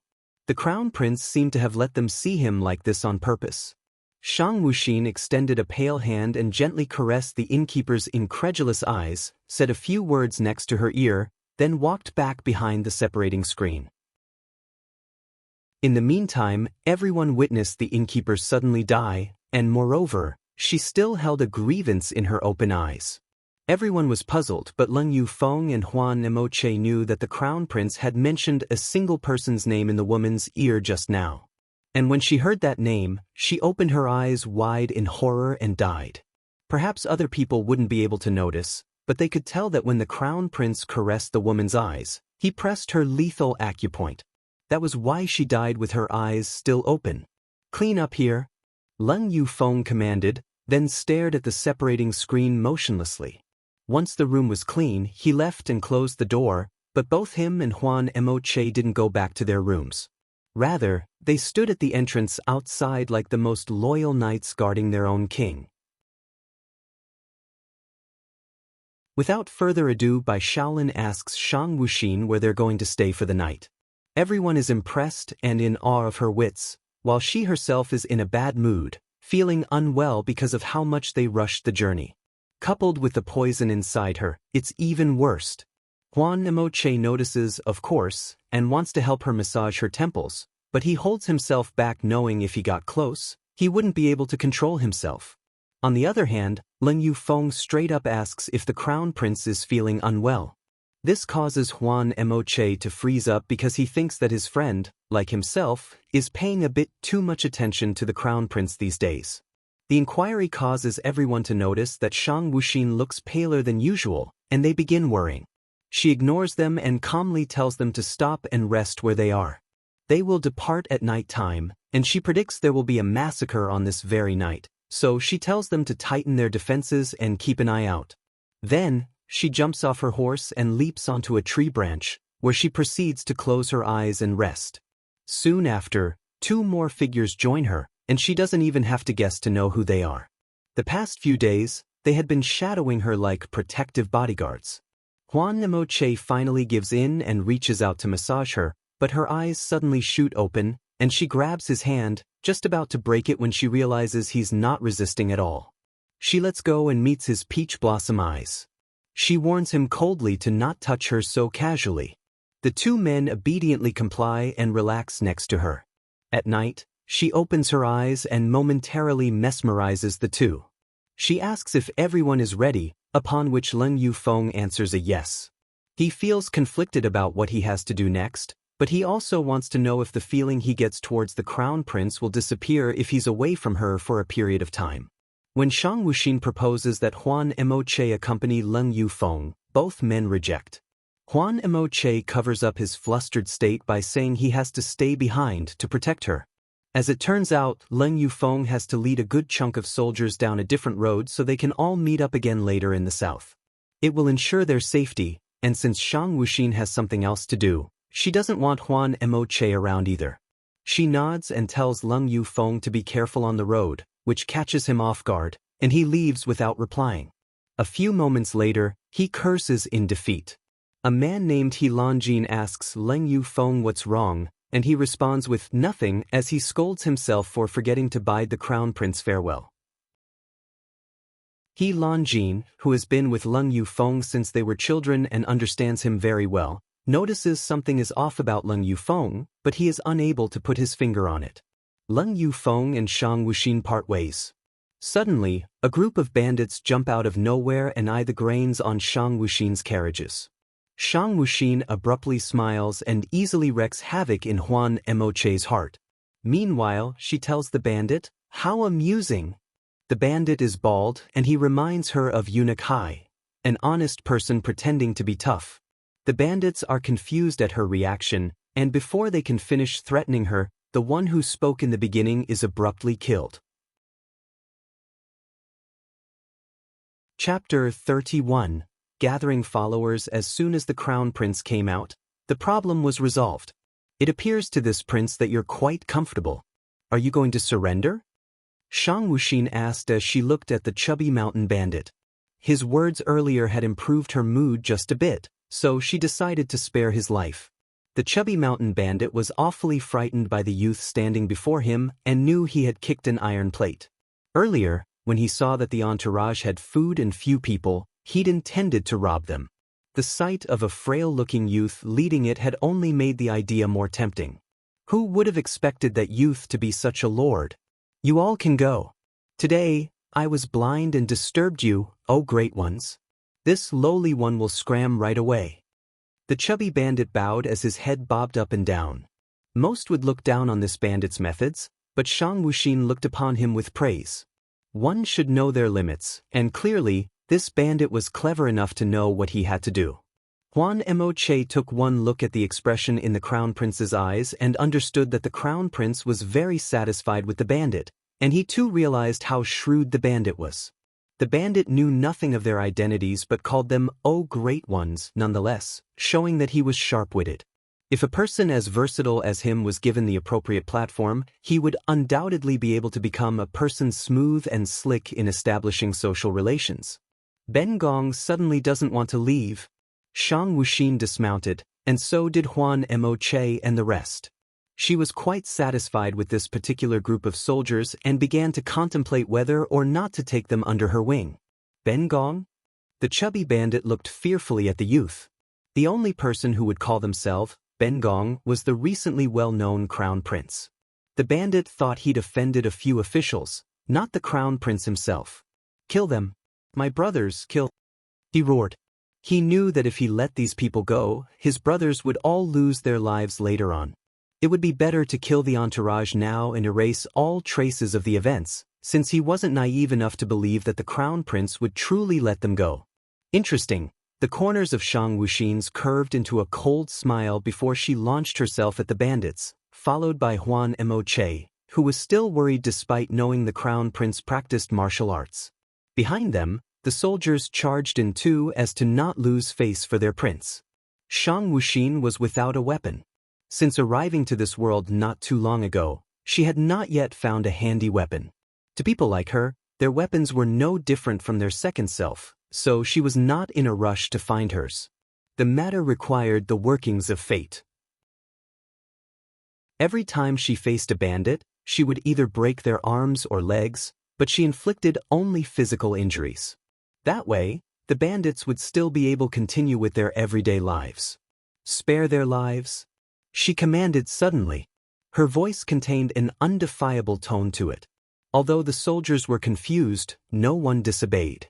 They continued fighting with their weapons but did not aim to inflict life-threatening injuries. The mountain bandits were strong, but compared to the well-trained soldiers of the entourage, they were still lacking. Moreover, the soldiers this time were all exceptional, as they were taken from the imperial palace. Before long, all of the bandits were on the ground howling. The chubby mountain bandit noticed that all of his brothers were injured, but none had died. His heart quivered, and he held his injured shoulder as he turned to ask, "What are Crown Prince's intentions? As long as it's something this lowly one is capable of, this lowly one will go through fire and water to accomplish it." Shang Wuxin scrutinized him carefully before asking, "What's your name? Are you the leader of this mountain?" "Yes." "This lowly one is Lin Jiar, the leader of this mountain." Lin Jiar fell to his knees before the youth. He wanted to grab onto the youth's clean robes but was intercepted by a long sword. Looking up, he caught sight of another exceptionally beautiful gentleman. However, the gentleman was looking at him with an extremely cold smile. Lin Jiar dared not get too close to the crown prince again. "Lin Jiar, this prince wants you." Shang Wuxin's words surprised everyone, and they all started wondering what the crown prince was thinking. Huan Mo Che, on the other hand, wasn't very happy. He knew well that the crown prince didn't mean anything, but he still couldn't stand hearing the crown prince say something like that to someone else. "Me?" Lin Jiar embraced himself in fear. "Crown prince, please spare this lowly one. This lowly one is ugly and will dirty your highness." He suddenly pointed at Huan Mo Che. "This gentleman is tall, stately, and handsome. He is much more compatible with your highness and will definitely be able to satisfy your highness too." Everyone else was bewildered, but they caught on nonetheless. Several soldiers had to stifle their laughs. Meanwhile, Huan Mo Che turned so red that even his neck was flushed.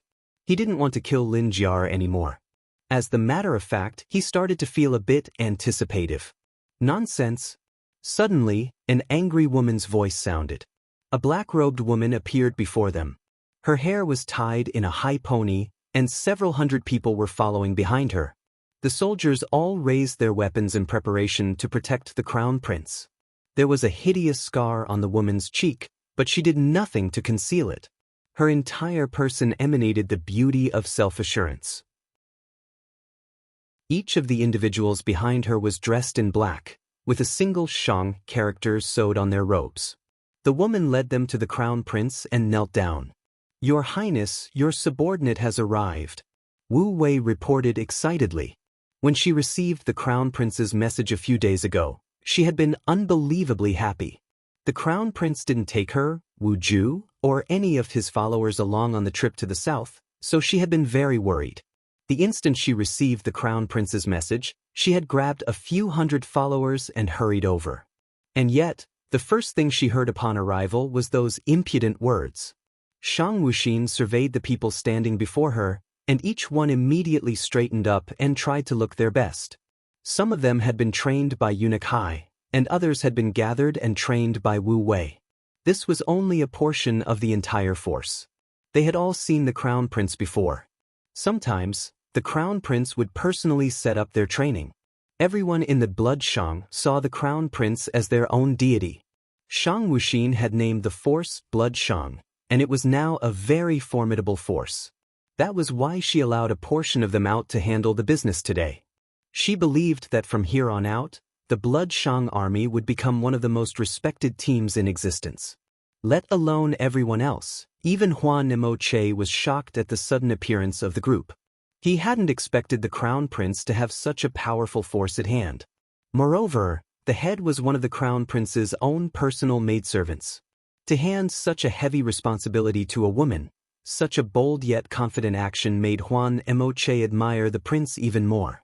Take in these people, Shang Wuxin instructed. She was lacking in manpower. Finding more people was time-consuming and unreliable, so this time when she took on the task of traveling to the south, she started to have designs on the mountain bandits she would encounter along the way. Mountain bandits were all more or less skilled and could be taught. Furthermore, they were all outlaws who did everything just to stay alive, so they were more ideal. As long as they were given the right kind of training and treatment, Shang Wuxin knew that she would never have to worry about their loyalty. After Wu Wei led the bandits away, Shang Wuxin glanced at the remaining soldiers. Her eyes flashed with a mysterious light. Bai Shaolin was the first to kneel down and call out, "This subject pledges allegiance to Your Highness the Crown Prince." He'd already intended on it anyway, so the scene he'd just witnessed only aided in affirming his decision. "This subordinate pledges allegiance to Your Highness the Crown Prince." The soldiers knelt down one by one. They too had already regarded the Crown Prince as their master. "I will never forsake you." Huan Nemo-che walked to Shang Wuxin's side. His voice was gentle, but it contained the most powerful determination and resolution. Shang Wuxin nodded in approval and then looked at Wu Wei. "From here to the south, there are many mountains." She handed Wu Wei a sheet of paper. "This prince hopes that you'll be able to sweep all of the mountains marked here under our banner. Wu Ju is on her way here. Hopefully, this prince will you see again when we return to the capital. Yes. This subordinate will not let Your Highness down." Wu Wei vowed. With that, Shang Wuxin mounted her horse and led the soldiers away. The mountains she had marked contained people she found worthy to recruit, and the ones she hadn't marked were the ones she looked down on. She didn't like to waste time on useless things. "Onwards," she commanded lightly. The entourage departed from this mountaintop.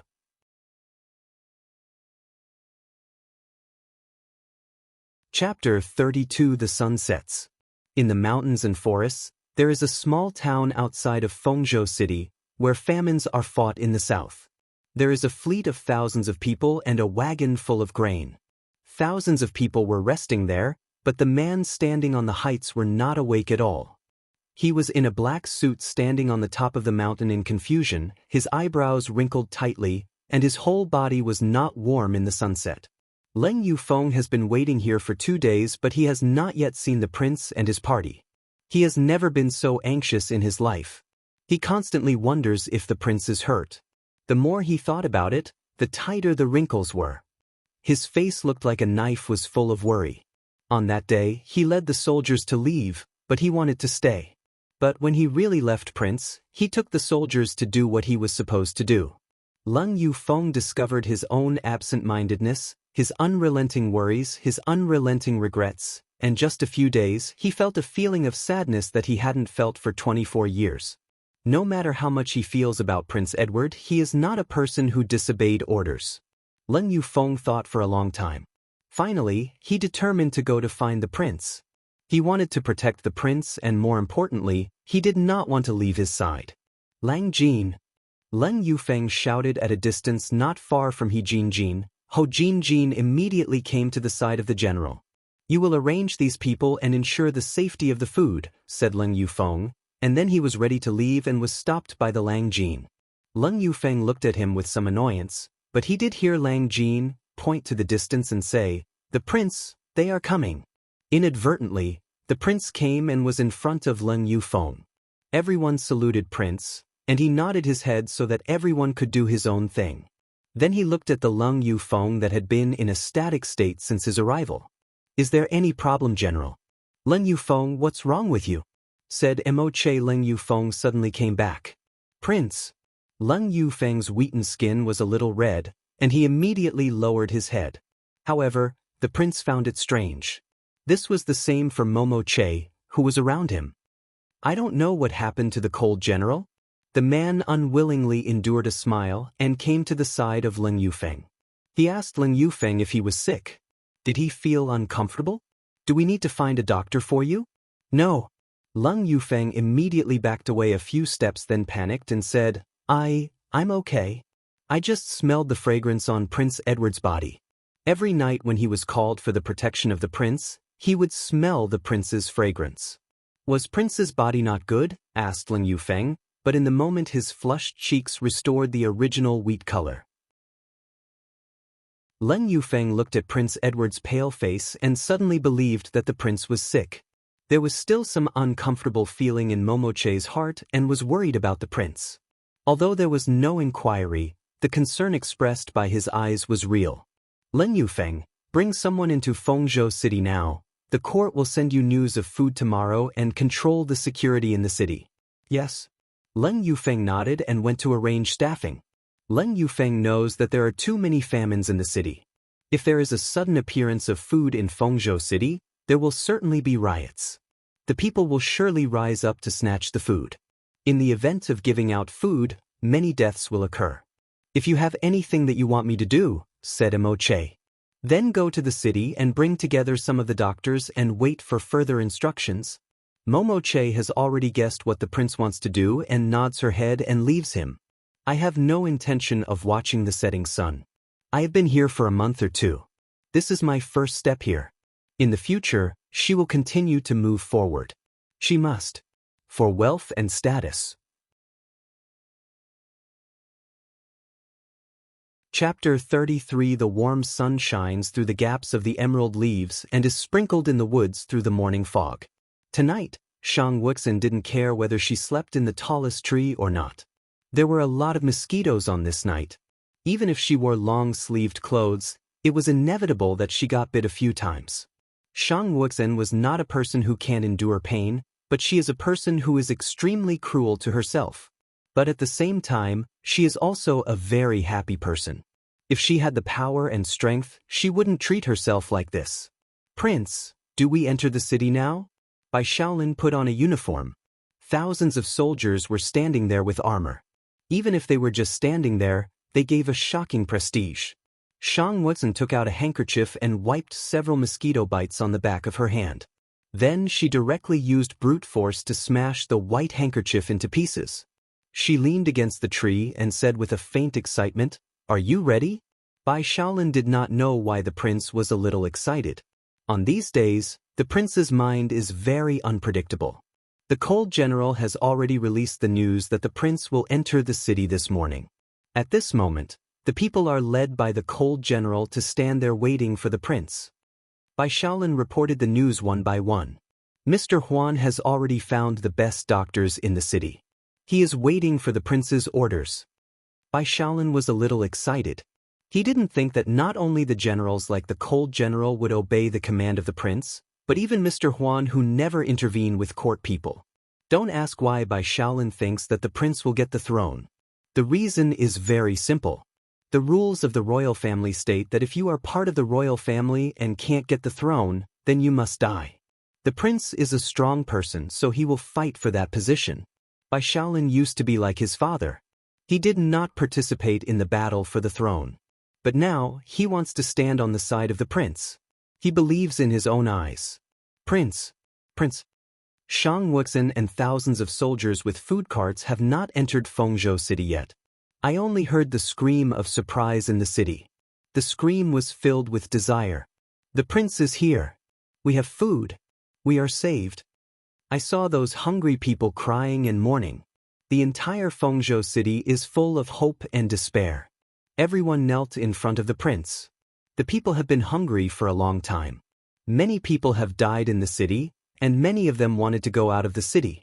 But the evil-hearted officials were afraid that the situation in the city will let the temple know that every beggar going out of the city did not come back alive. Gradually, the people in the city began to feel despair. The things they could eat were eaten, but that was still not enough. The people who starved to death were still increasing daily. Prince. Standing in front was Leng Yufeng. The prince knew that Leng Yufeng did not have to bow when facing the emperor. In the country, only Leng Yufeng and the Mosh did not have to bow in front of the emperor. I didn't want to let the people get up, but when they nodded, they came out. At this moment, the magical sorrow came over. Prince, the place where the grain is applied is not far from the prefects. The doctors are waiting there. When Shang Wuxin nodded to the people, they all stood up and followed the carriage of food. Leng Yufeng said to the people, "Everyone, go to that building. There is food there. Everyone, get your food." Many people followed the carriage, but no one dared to walk in front of the prince. However, at this time, some people rushed over to the soldiers and went to the carriage of food. One of the people took out a bag and started to stuff the grains of rice into the bag. The soldiers were all capable fighters and could easily defeat these people. But starting a fight will make the situation worse and cause a riot, so they decided to not do anything. Leng Yufeng looked at the people who were faintly rioting and the people who were already fighting for food and did not know the so-called people. They frowned and prepared to go, but they were stopped by the prince. The prince looked at the people who were fighting for the food. The slender legs were slightly swayed, and the cold air that came out of the body was sharp and squeaky. I was unwilling to pull out the sword of a soldier standing there. I directly picked up the sword and cut the few people who were fighting for the food. The bright red blood dyed the ground, and several dead bodies were in front of the carriage. Someone died. I have no idea who shouted that line. At first, people were looking at the prince like he was the savior. But now, they could only see the handsome young man as death. To the citizens, the prince's actions were cruel. Many of them were scared. But Shang Wuexin didn't feel any remorse. When she came with the food, everyone was grateful, but they were doing irresponsible things. In order to stop these people from stealing the food, she killed them. People are animals who are very forgetful. There are many people who do not see the situation that they are in. Leng Yufeng looked at the citizens. The citizens were slowly approaching the prince. To ensure the prince's safety, Leng Yufeng went to the prince's side. Mosh touched the folding fan at her waist. The fan is not a decoration but a weapon that kills people in a blink of an eye. Bai Shaolin started telling the soldiers to protect the prince and the food. Shang Wuexion's white boots stepped on blood. She stood in front of the citizens. The citizens suddenly quieted down and looked at the teenager. People started to feel guilty for the first time. Shang Wuexin didn't look at their expressions. She started to say, "Thanks to Mr. Huan and Leng Yufeng's help, I was able to convince the king to let me bring food to Fengzhou City. While going through the mountains, there were many thieves and robbers. But I never thought about retreating, and I didn't even think about letting others do this kind of job because I know better than anyone else that there are countless corrupt officials in this world. If I were to let anyone else do this job, even if the food got to Fengzhou, it would not save everyone's lives." Leng Yufeng and Mosh looked at each other thinking that the teenager who stood in front of them was inspiring. "I have not stopped or given up on helping you. Even these 3,000 soldiers have not given up. When my soldiers and I finally reached this place, we were happy because we were able to bring the food to you and save you." One by one, the citizens started shedding tears. They all squatted down on the ground and looked up at the boy. The people felt embarrassed and they began blaming themselves for their horrible behavior. When I saw your happy faces, I started to think that everything was worthwhile. But instead of adhering to my instructions and following the rules, you people decided to steal the food that my subordinates and I got for you. You used your hunger as a reason to steal the food, but you never thought about how I felt or how the soldiers felt. Now that the food is here, you guys can do whatever you want. When Shang Wuxin finished talking, the soldiers left the carriage carrying the food and followed the prince. Bai Shaolin looked at the prince with amazement and couldn't help but admire him.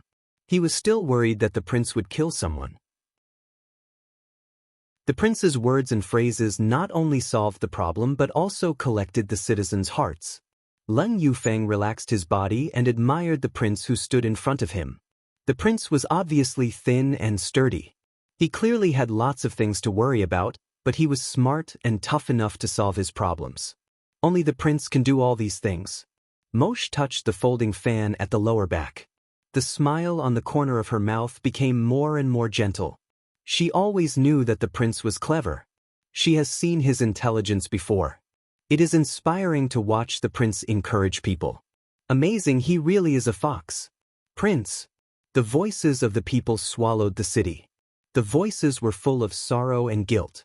The people who were kneeling on the ground, pleading for the youngsters in front of them, had tears in their eyes. The citizens were all bullied by the court officials. Over time they lost confidence in the court and lost their grateful heart. So when the prince appeared in the city with food, they were excited. But they were only excited about living another day. When the prince killed the people who robbed the food, they were afraid because they felt that it was their end. They were afraid of the prince and had an uncontrollable resentment in their hearts. However, when the prince stood there and talked about his situation, he won the hearts of the people. He talked about his hardships along the way. He talked about how he never complained. But what did they do? They only cared about their own food and clothing, but they forgot the original intention of the prince. They competed for food. When they saw how the prince murdered someone, they felt anger. But they forgot how ungrateful they were. The sound of crying did not stop. She walked so decisively. The people who were crying behind them shouted the name of the prince but saw that the boy did not hesitate. But just as the teenager took thousands of soldiers out of the city gate, a thin child suddenly came out of the crowd. The child was only 7 or 8 years old and fell to the ground with his parents, watching the one who saved them. The big brother was mad at everyone, and suddenly broke away from the arms of his parents and ran to the side of his brother. But may he be around the prince? They could not harm the prince with so many soldiers around. Mosh saw child's eyes flash to Bai Shaolin's eyes. Bai Shaolin could not help but smile and nodded quietly.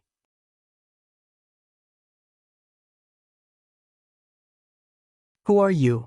Bai Shaolin took out a saber and pointed to the child, who was walking close to the prince. The sword would only pierce the child's thin body.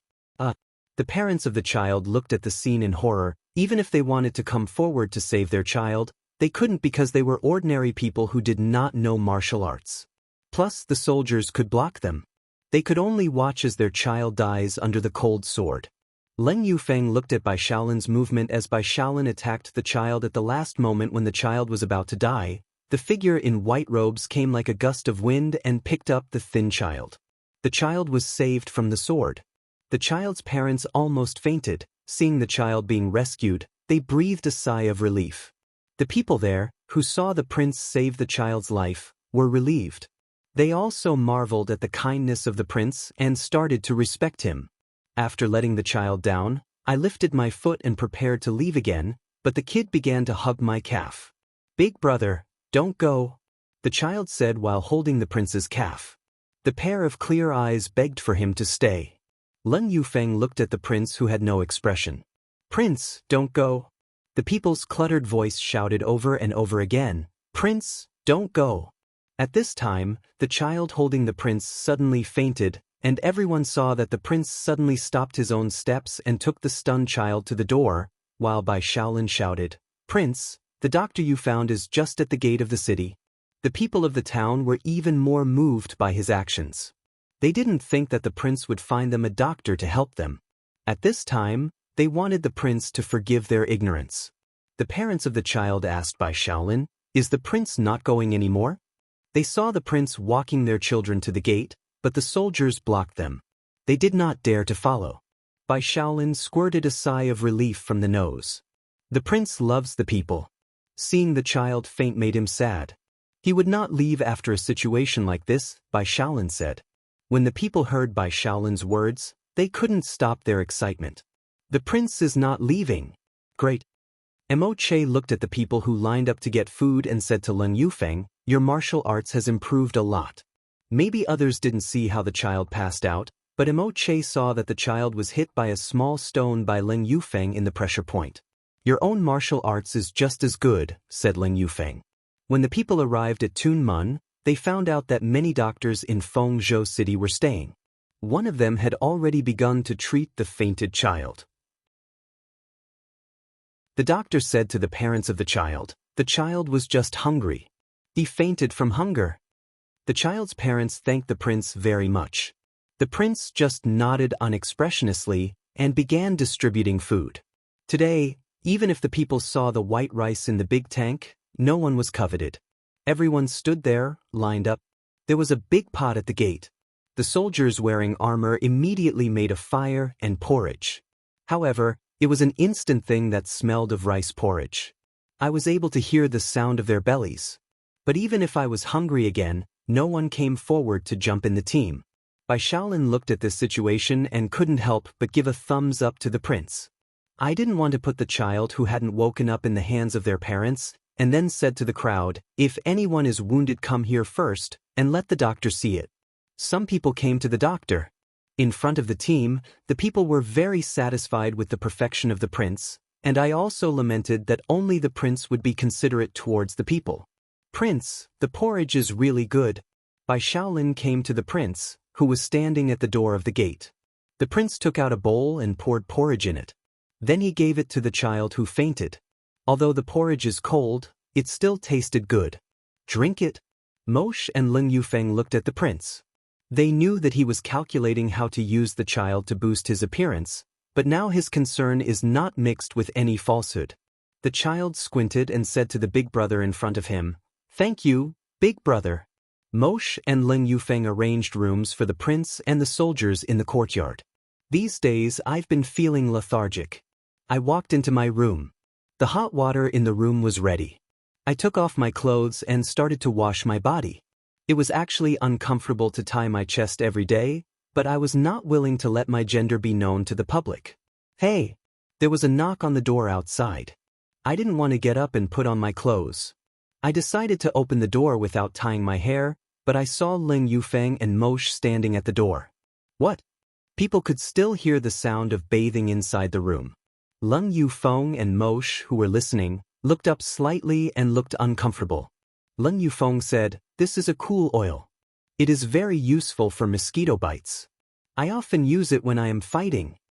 At night, it can be used as a mosquito-repellent medicinal oil." I didn't care, but there were some bite marks on my pale back already. It was more conspicuous under the white skin. It was obviously bitten by mosquitoes and accidentally scratched. I didn't think Leng Yufeng would notice this little thing. I didn't take the medicated oil and put it on the table in the room. I was not prepared to let the two enter the room, but now I have another plan. Captivating Crown Prince Chapter 36. The appearance of a white-robed man. The sun was bright. The breeze was warm. Shang Wu Xen walked into Fengzhou City. After a few days of giving porridge and drinks to the people, Fengzhou City had finally settled down. There were no longer any hungry people showing up along the streets, and the civilians had continued their previous business. Shang Wuxi had killed the previous magistrate. Fengzhou City's people can finally go out to make a living. At this time, Leng Yufeng and Huan Mo Che were sent by Shang Wu Xen to do other things. It was not that Shang Wu Xen was unwilling to use these two people, but didn't know what medicines had these two people recently taken. They frequently appeared in front of her. Shang Wu Xen was bothered by this. So Shang Wu Xen took on the principle of why not take cheap advantage of these bastards to do some work, so she let the two do their jobs. Because she knew that Fengzhou City's problem cannot be solved just by supplying the grains. Although Shang Wu Xen didn't really care about other people's lives, unless she was in charge of this, then it is necessary to end what one has started. Shang Wu Xen let Huan Mo Che went to other cities to collect seeds, and when he returned, she ordered the soldiers to distribute the seeds to each family.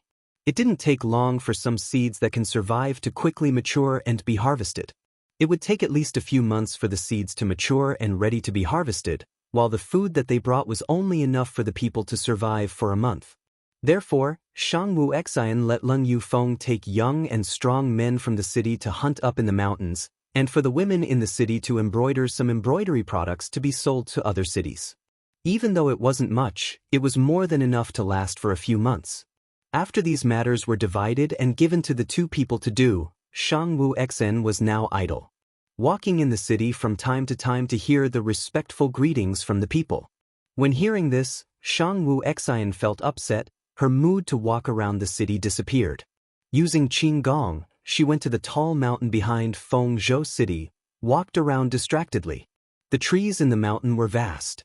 The mottled sun shone through the mountain, where everything was in its purest form, accompanied by pines trees. Shang Wuxin walked slowly and carelessly all the way up to the mountain while she watched nature's scenery along the way. The breath from the chest seemed to be a lot smoother, fresher than before, but when Shang Wu Xian was about to reach the top of the mountain, she saw a person squatting in front of her. Shang Wu Xian stopped her footsteps. The person squatting in front of her heard the sound of her footsteps but didn't look back, and didn't even make the slightest movement to acknowledge her. Shang Wu Xian couldn't see the person's face clearly. She only saw that the white-robed man was bandaging an injured small animal. Shang Wu Xian knew that this wounded animal had escaped from another mountain because in these few days, Leng Yufeng took those civilians hunting in another mountain. This little animal was lucky, since it had escaped, and it had met a person to bandage it. Shang Wu Xian usually did not pay attention to other people.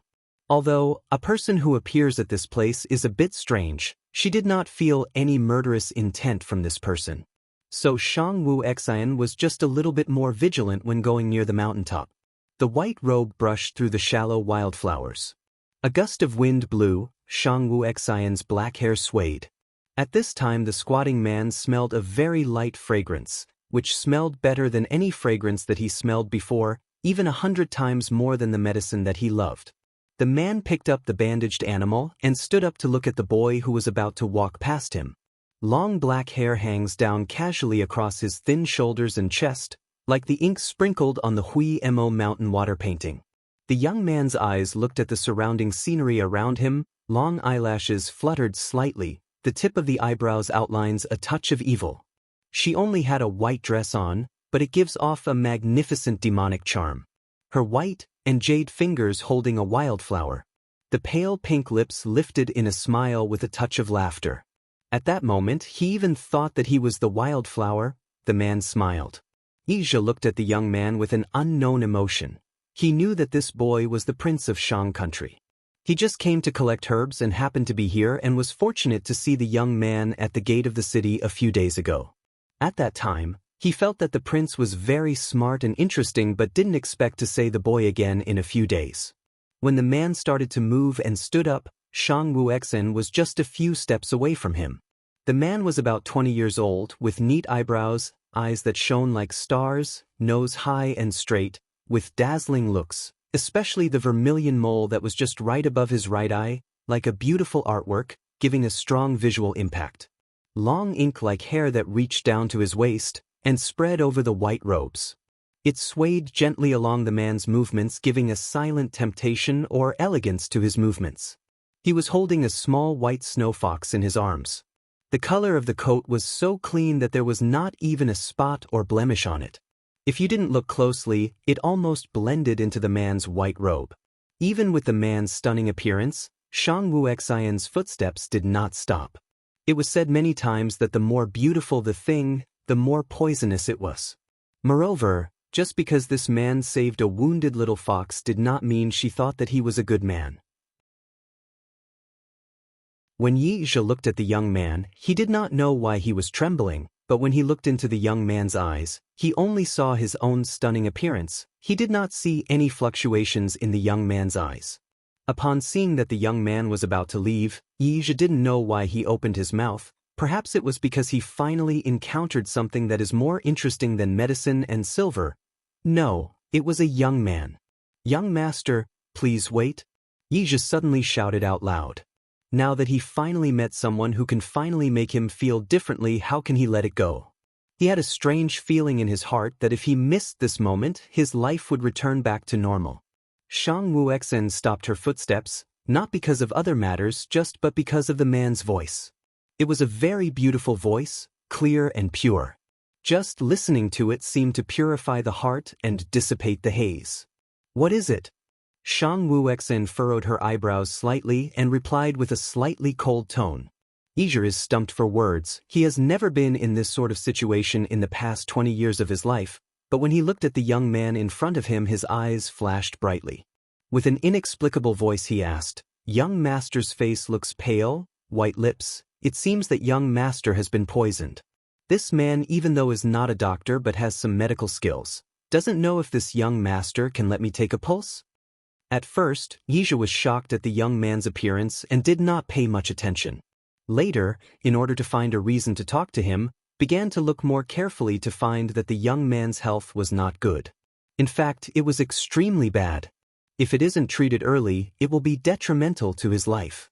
Shang Wuxen was surprised to hear what the white-robed man had said. She knew her own body well, even knew that this poison is very difficult to cure. Otherwise, it would not take 15 years for her predecessor to find many doctors and medical practitioners, but still not have found a cure. This man should not know she was poisoned with only a single glance when Shang Wuxen is not close with this man, but she could also smell a medicine smell from the man's body like a doctor or a medicine jar, T/N, sick people who took too many medicines. Looking at the man in front of her, his body was clearly very healthy, so he was either a doctor or a very skilled medical practitioner. What kind of poison is in this young master's body? Shang Wuxen unwillingly asked. No one likes an unknown factor in their own body. She wanted to detoxify the poison very much, but had no way to do it. Yi looked at the young man in front of him who was in some discomfort. He usually didn't like to be in close proximity with people, but he didn't hate to be near this young man. This one requires to take pulse for the young master to know. Yi seriously said. Even though he was a godly doctor, he also couldn't randomly be diagnosed someone. He really wanted to know more about this young man, but for this young man's sake, he still needed to take the pulse to give the diagnosis. It used to be him who chose whether to help or ignore other people who beg him to heal them, but why is it very difficult when it was he who wanted to save people now? Shang Wuxen's heart jumped for a moment before her rationality took over. Her body was that of a woman, and the man in front of her was obviously good at medical skills as long as he could take her pulse. He wouldn't know she was a woman. If that time comes, she would have to kill him to shut his mouth. More importantly, the antidote had not been obtained, so she would certainly not do such laborious thing. No need, this young master still matters and will take his leave first. Shang Wuxen nodded and was ready to leave. It seemed that she must found a way to cover up her gender. Otherwise, detoxification would be difficult. Yi did not think that this young man would change his face so fast and leave when he said to leave. The young man obviously knew his physical condition but didn't care at all, was not afraid of death or pain. Yi's calm heart suddenly emerged in unknown anger at this capricious young man. "Crown Prince, please stay," Yi suddenly shouted. Shang Wuxen's brows sprung up in hostility. She did not think that this person actually knew that she was a prince. So what were his intentions in getting close to him just now? More importantly, he knew that her body was poisoned. Shang Wuxen hit the man without any warning, not showing a shred of mercy in her strikes. Although Yi looked like a fairy, his skill was not bad when Shang Wuxen's attack came. He quickly reacted and dodged while holding the fox in his arms. It looked very simple, but it wasn't easy if his qing gong did not reach a certain level, as it was simply impossible to escape. But Shang Wuxen did not give up. Her eyes flashed red in excitement. Her right hand clawed near Yi's heart. Her force was not light at all. Yi saw that the young man definitely wanted his life, even if he was indifferent before, in his heart and anger inborn. This was his first good intention to save a person, but not only was this young man not grateful, but he even wanted to kill him. Yi held the fox in one hand, the other hand met the boy's palm. Two palms met for a moment, but they were evenly matched. Shang Wuxen took back her hand, mind still thinking of how to kill this man. Not only was his medical skills good, but even his martial arts were also surprisingly good too. If this man tried his best, she was afraid there would not be any good outcome from this. Yi looked up at the young man opposite him. his murderous intent had not dissipated at all. He knew that the young man still wanted to kill him.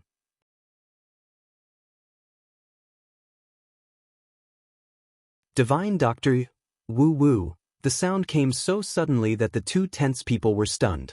The little fox who had stayed in the arm of Ija jumped from his arm and then slowly walked in front of Shang Wu Xen with his injured calf, not showing any fear towards Shang Wu Xian's leaking murderous intent.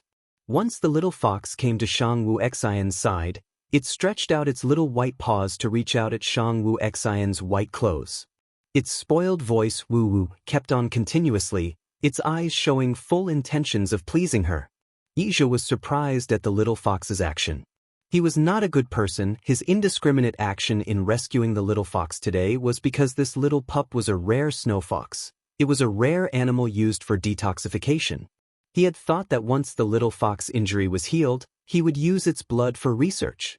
But Ija was now watching the little fox trying to please the young man, displaying a clear, unexpected expression on his face. Ija then decided not to kill this little fox. Shang Wu Xen kicked the fox away gently with her foot, but the booted fox immediately got up and returned back to Shang Wu Xian's foot. Its round eyes were filled with pleading as if it's been abandoned by its owner, but unfortunately, Shang Wu Xen was not its owner. Ija looked as the opposite young man's murderous intent has calmed down, and quickly said, "Crown Prince, my name is Ija. I didn't have any ill intention in getting close to Crown Prince's side. I only know Crown Prince's identity because a few days ago I saw Crown Prince's heroic attitude in the city." "Ija?" Shang Wu Xian ponderingly asked. Although she arrived at this world not long ago, she had looked upon the world's recent matter, so she knew a bit about this Ija. Ija was the world's #1 divine doctor. There were countless people who sought medical advice from him. However, this person's temperament was very unreasonable, willing to save the person no matter whether it's a nobleman or a poor citizen if happy, but unwilling if he was upset. Moreover, it's rumored that this person was a clean freak, and all the diagnosis and treatments of a person were done through a thready pulse, never touching the patient. But what Shang Wu Xian discovered did not stop there, because it was also known through her investigations that many shops in Shang country were owned by this very Ija. Although it was hidden, there were still traces to follow. Even if Shang Wu Xian didn't know how rich Ija is, but she definitely knew that he was very wealthy. If this person was an enemy, this subject is here. Ija sorted out his clothes, that had become messy because of fighting. In the past, he was once disgusted with his name, but when he listened to the cute voice of this young man calling his name, Ija suddenly felt that this was also a good thing. Shang Wu Xian carefully looked at Ija's eyes. The man standing in front of her could make people feel at peace, in different eyes without any malice, but Shang Wu Xian knew that he was too arrogant. "Apologies, this prince has suffered a few assassination attempts for these past few days, so he had become vigilant. If I have offended Divine Doctor, please forgive me." Shang Wu Xian instantly took back her murderous intent. Since she couldn't kill nor offend this man, not to mention with the man's unclear wealth and abundant skills, if she wanted to cure her poison in the future, she would need this man's help. Ija looked at the young man in front of him, who had immediately taken back his hostility.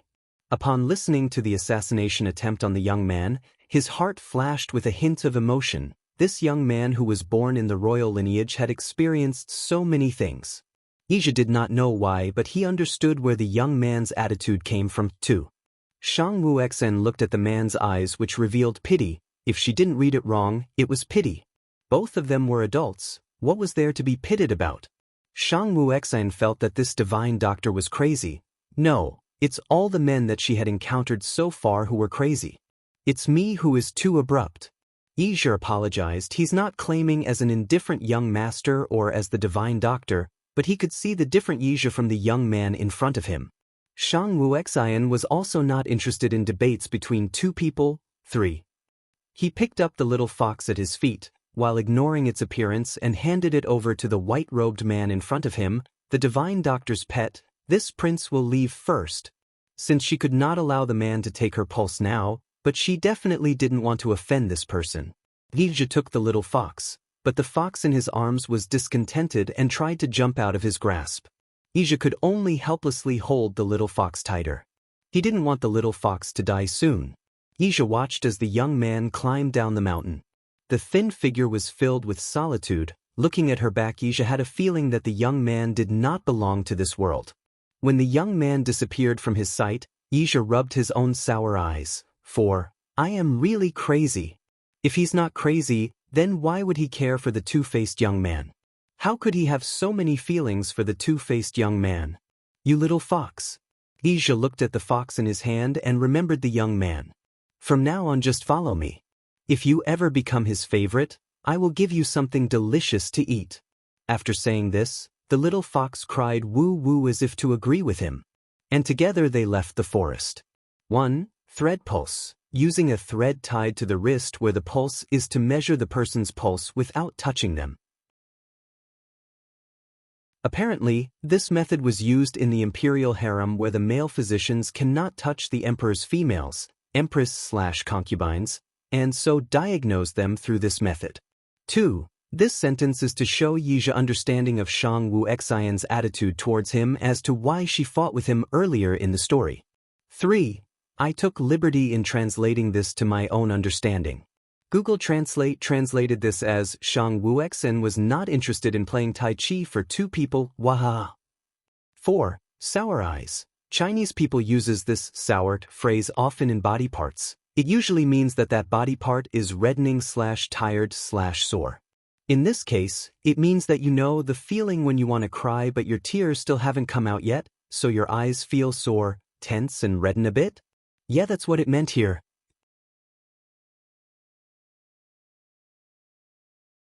Leng Yufeng not happy note. Please join our Discord to support us or tell us how we can improve. Thank you. Crown Prince, there seems to have been a change in the capital.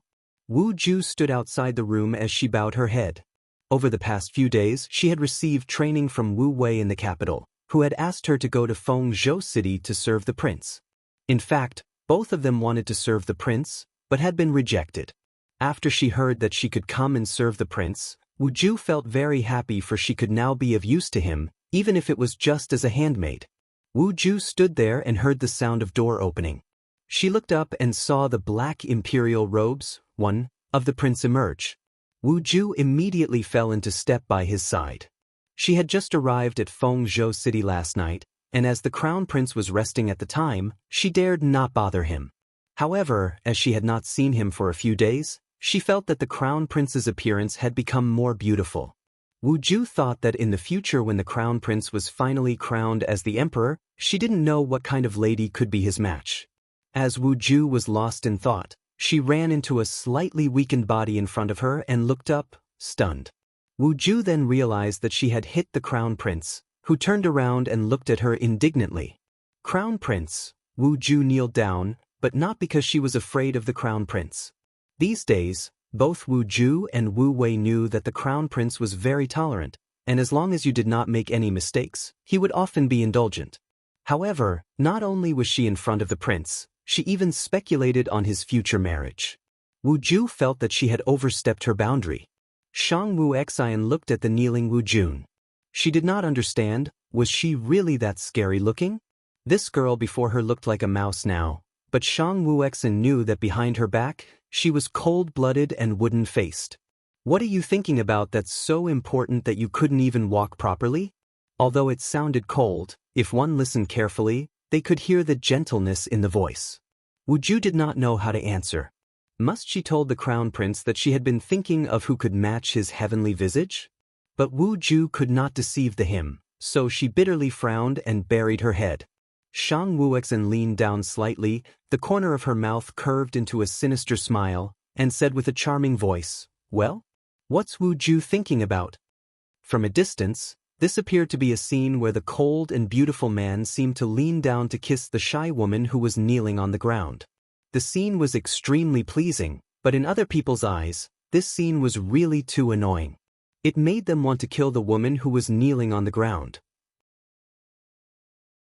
Maybe it was because the crown prince's voice was too charming, but the only Wu Ju could do was distractedly say, "This slave is thinking, crown prince in the future." Wu Ju hadn't even finished talking when a slightly angry voice called out, "Crown Prince?"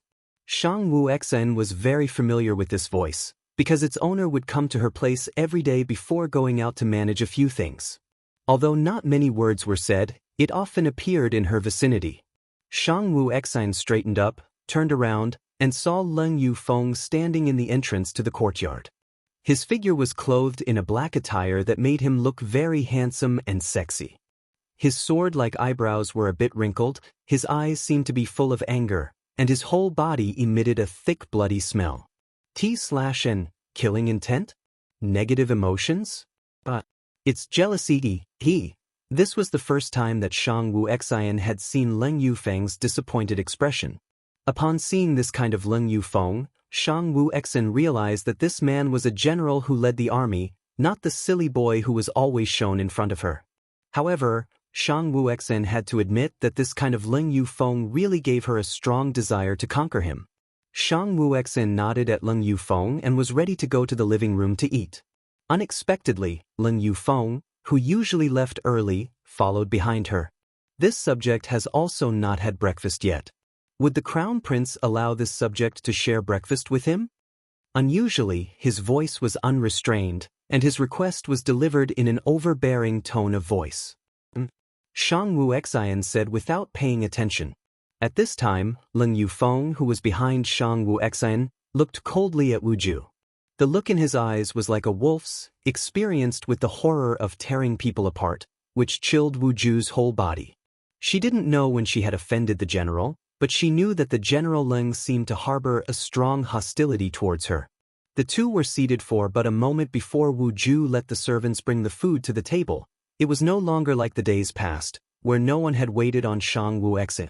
T/N, waited means that no one waits on the side to serve SWX before. The meals on the table were not even half as good as a meal in the Crown Prince's house, as there were currently no good meals to be found in Fengzhou City. Fortunately, Shang Wu Exine was able to endure suffering. She was not a demanding person and was able to enjoy the food happily. Perhaps due to the discomfort of Shang Wu Exine's body over the past few days, she did not eat much. She tasted a few mouthfuls before putting down her chopsticks. Does the food did not suit your taste? Leng Yufeng, who was still sulking, saw the Crown Prince put down his chopsticks. He thought that because the Crown Prince's body was thin so he could not eat much. Leng Yufeng felt a bit worried, and he ignored his previous negative thoughts to ask. Shang Wu Exine took the clear water that Wu Ju handed over and shook her head slightly. This prince is just not hungry. General Leng can continue eating. This prince will go first. After she was done speaking, she got up and fearlessly left the living room. As Leng Yufeng looked at the back of the departing Crown Prince, the delicious meal suddenly became tasteless, and he too put down his chopsticks and left the living room. Shang Wu Exine stood atop the watchtower of Fengzhou City and watched as the entire city recovered its former glory. Wu Ju said with some pride, "Prince, you are too great. You don't know, but right now everyone in Fengzhou City anyone says that the Crown Prince is like the Bodhisattva." Shang Wu Exine knew that what Wu Ju said was all true. Recently, when she appeared in Fengzhou City, she encountered so many people who were very grateful to her and wanted to talk to her that she could not appear in front of them at all. Oh, why did this prince not know that this prince is so powerful? Shang Wu Exine smiled and teased, but the smile didn't really look like a smile, just a slight pull at the corner of the mouth. Of course.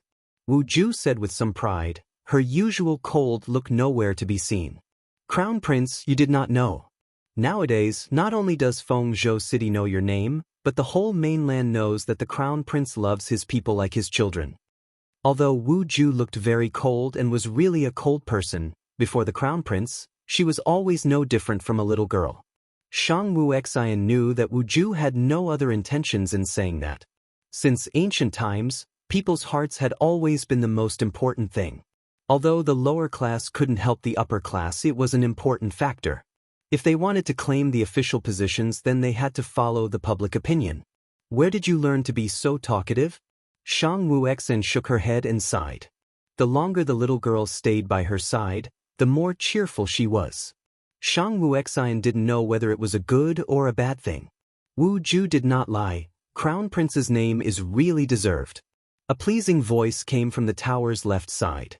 Shang Wuxian did not even have to look back to know Huan Moche had come. Other than him, who else had a voice that was warm as the wind, while the person himself was cool like water? Shang Wuxian looked at the blue-dressed Huan Moche. His posture was tall and straight, beautiful and extraordinary. His 5 features were profound and clear, with a wing-shaped eyebrow and peach eyes that were as elegant as an ink painting. Those black pupils felt as if they could suck people in after staring into them for a long time. Huan Moche had become accustomed towards this silent crown prince. It seemed like the crown prince had no feelings, or even the slightest emotions, for anyone but was a little bit hostile towards him. No matter how he followed the crown prince, he was never paid any attention.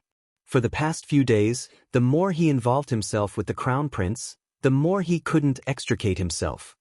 He could clearly feel his heart move towards the crown prince. Whether or not he was ignorant at the beginning, now he knew very well that he liked the crown prince. He did not know how much he liked this crown prince, but he knew that he could not let him go. He had never liked anybody, man or woman. This was the first time he liked a person, but the response was a cold estrangement. Huan Moche felt that he had a strong mentality. Otherwise, how could he have laughed so easily every time he was ignored by the crown prince, yet still followed him? Regarding Huan Moche's unpredictable look, Shang Wuxian did not want to know. At the beginning, she thought that this person had self-interest at heart when he approached her. But after these past few days of getting along with him, although she knew that he was not a good person, she understood that he did not have any ill intent towards her, so she just let him be. However, she really did not like this person. Everything he said was a joke, and that pair of peach eyes, 3, were so beautiful that it could make people fall in love with them. Shang Wuxian nodded towards Huan Moche and led Wu Ju down from the tower, leaving the blue-dressed figure there alone. A cold wind blew, and a figure could be seen standing there in obvious loneliness. XXX, 1. Google searched this words to see how the imperial robes looked like. 2. In this context, Shang Wuxian wondered how did Wu Ju learn how to be so talkative/poor mouth. But Google translated it to how do you learn to be poor now? Haha. 3/peach eyes are said to be very seductive and inviting towards the opposite sex. Google the Chinese words to see how it looks like.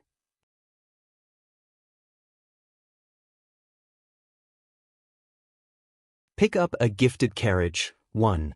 The entire Fengzhou city's people were kneeling at the city gate as they watched the crown prince's carriage slowly disappeared from their sights. Even though the man that they respected as a god did not come out to say a word, it did not stop them from paying respect to the crown prince. Shang Wuxian sat in the horse carriage. This horse carriage was made from the best wood. The soft couch in the carriage was covered with high-quality white bear's fur. There were several teacups in the carriage. These teacups were the rare luminous cups.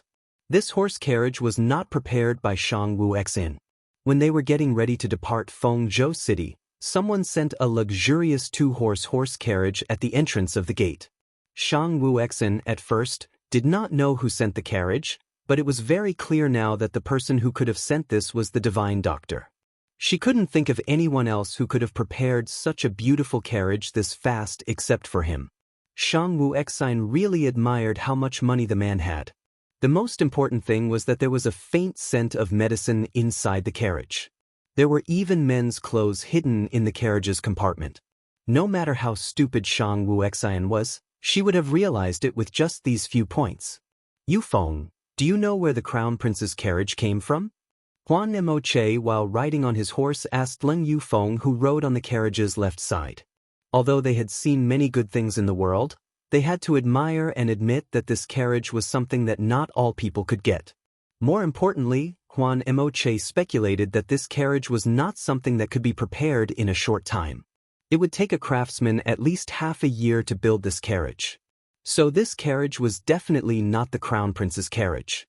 When Leng Yufeng heard his good friend's question, he remembered what he saw in the morning. As he was packing his belongings, Leng Yufeng thought about preparing the crown prince's horse carriage. Even though the crown prince seemed masculine enough to do so, when he thought of crown prince's pale face, Leng Yufeng couldn't stop himself from pampering him, swx. However, when he walked out of the residence's gate, He saw a two-horse carriage parked not far from the gate, and the owner of that carriage surprised Leng Yufeng. It was the divine Dr. Yizhe. He heard Yi, who wore a white robe while carrying a snow fox, fearlessly say, "Sorry for troubling you. This horse carriage is a gift for the Crown Prince. When I have time, I will go to the capital to visit Crown Prince." After he finished, he left the horse carriage and walked away. That was why Leng Yufeng knew that this horse carriage was the divine Dr. Yizhe's carriage. He who never let other people enter his horse carriage now easily gave it away to the Crown Prince. This act made Leng Yufeng a little cautious, but he didn't refuse the carriage. Looking at his good friend's distracted and dark face, Huan Emo-che decided to punch his good friend. As he got close to his friend and he dodged the attack flawlessly. Jokes aside, how could Leng Yufeng, who was in countless battles, be less vigilant? Vigilance was ingrained in his bones. This carriage was gifted by the divine Dr. Yizhe. Leng Yufeng said with a cold face. Yizhe? Huan Emo-che was a bit surprised. As they were all considered one of the top men in the world, it's inevitable that they knew each other. Huan Emo-che knew that Yizhe was not only a divine doctor but was also a wealthy businessman. More importantly, this Yizhe was a prideful person and was obsessed with cleanliness. However, this kind of man gave his own luxurious horse carriage to the Crown Prince. Huan Emo-che felt that this Yizhe person did not have a good intention. This Yizhe has been wandering around the country and there has never been any news of the people that he has met. This time, he sent such valuable carriage to the Crown Prince. This guy is just like a weasel, Huan Emo-che angrily said, but he suddenly realized that this analogy was wrong and stopped his words. Shang Wuexen was lying inside the carriage, without fearing the carriage would crash even with no coach driving outside. Shang Wuexen really had to agree that Yizhe is a person who really knew how to enjoy life. This carriage was many times more comfortable than other ordinary carriages. She felt a little drowsy. "Young Master Huan, what's wrong with you?" He Longjin's voice came from outside of the carriage. Shang Wuexen felt a little unhappy after being disturbed in her sleep, but she still listened to what happened outside. Huan Emo-che felt a bit uncomfortable and almost fell down from the horse. He Longjin was originally following behind his general and was surprised when he saw the situation. He was ready to step up and lift young Master Huan but was stopped as young Master Huan subtly asked him to hide it. Leng Yufeng's mouth was twitching a bit, but he had to admire his good friend's small tricks. Only his good friend was not afraid of pulling these type of things from below. 5. Leng Yufeng lifted Huan Emo-che and said to the carriage, "Crown Prince, Emo-che's body seems to be somewhat uncomfortable. Can you let Emo-che enter the carriage to rest for a bit?" Leng Yufeng felt flustered when he said this as he held Huan Emo-che. His palms were stiff, and he was afraid that he would throw his friend a few miles away, but when he remembered that he would be left alone here there would be no difference at all. 6. Shang Wuexen raised her eyelids slightly before closing them to cover her bottomless eyes. A cold voice came from the carriage. "Come in." After he heard that, Leng Yufeng helped Huan Emo-che into the carriage. When they entered the carriage, they saw the Crown Prince lying there. Although the carriage was extremely luxurious, the young man inside of it made it look brighter than usual. The slightly raised up corner of the young man's enchanting closed eyes, a flawless white face, a clear lip lined and tilted up in a slight smile, he was extremely handsome. The heart of Leng Yufeng and Huan Emo-che suddenly beat violently. They spent a lot of self-control not to make any violations in their conduct, or else they would very likely hold the young man lying there in their arms. Just when both of them were at a loss, the young man lying there suddenly opened his eyes, and in an instant cold air permeates the entire carriage. Leng Yufeng looked at the Crown Prince's expression and immediately explained, "I am afraid Emo-che will bother the Crown Prince, so Leng Yufeng found that he suddenly could not say any lie in front of the Crown Prince's cold eyes. He tilted his head down until his chin touched his neck, clenched his fist, and said, "Apologies. Apologies, we just wanted to enter the carriage to accompany Crown Prince, so we lied." Huan Emo-che elucidated his good friend's words. They couldn't come up with any lies in front of the Crown Prince. They thought about getting into the horse carriage first before continue talking, but when they saw the look of the Crown Prince, They couldn't say anything about the lies. Although it was just a small trick, they didn't dare to look at her eyes. Shang Wuxian's eyes looked at the two casually and found the smile on Huan Emoche's mouth was very stiff and looked very ugly, while Ling Yufeng's wheat-colored, 7, face was faintly turning white. Shang Wuxian got up from her lying position to sit down and said, "Sit." The two sat opposite from the Crown Prince.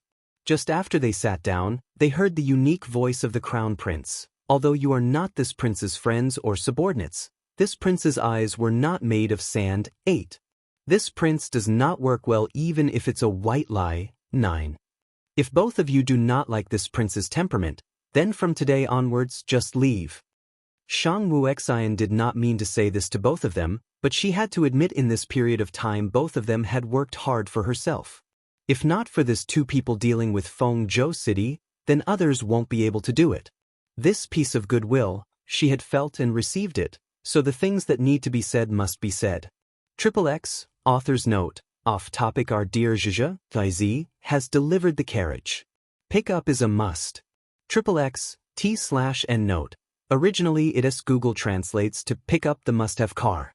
I'm literally lost in translating this chapter's title as my comprehension in sending a carriage for pickup in ancient area was used to pick up the bride in a wedding. For 2. Literally translated as no waves and no water, which refers to a person who lack of ambition and desire. Straight face angle. Really? You so scary. Sigma, degree, imagines a person hugging your thigh/waist tightly without letting go even when they're dead. Zombabiyi. Oyo 4. To be referred as a weasel, simply meant that that person is very sneaky or sly. 5. Pulling things from below, playing little/sneaky tricks. 6. The point is, there would be no difference if he flings HMC away, as he would still felt flustered because he helped HMC to stage the lies and lied to SWX. 7. Wheat-colored skin tone, search it in Google or any search browser you have on hand. It's a lighter color of brown skin tone. It's a darker color than tan, I think. 8. Eyes not made of sand. One of the Baidu users explained that this means that SWX is not someone who is easy to be deceived. 9. My comprehension, basically Shang Wuxian said that she won't accept any types of lie, even if a white lie is sometimes good for a person, as a white lie, no matter how kind, is malicious / bad towards the one who heard it or the one who's mentioned or even to the one who said / created it first.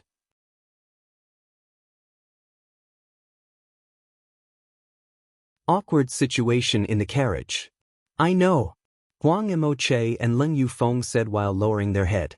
They knew from the way the Crown Prince said that the prince was not talking about playing, and they have never thought of deceiving the Crown Prince. And now, everything was lost. Shang Wuxian looked at the two people opposite of him. They looked just like a child who had done a wrong thing, sitting down while lowering their heads, and she was like the strict parent scolding them. The more she thought about it, the more uncomfortable she was in her heart. So she simply ignored them and closed her eyes. While Shang Wuxian closed her eyes, the two people opposite her raised their heads at the same time and looked at the Crown Prince who had closed his eyes. The Crown Prince with his eyes closed gave a feeling of being thin and very weak.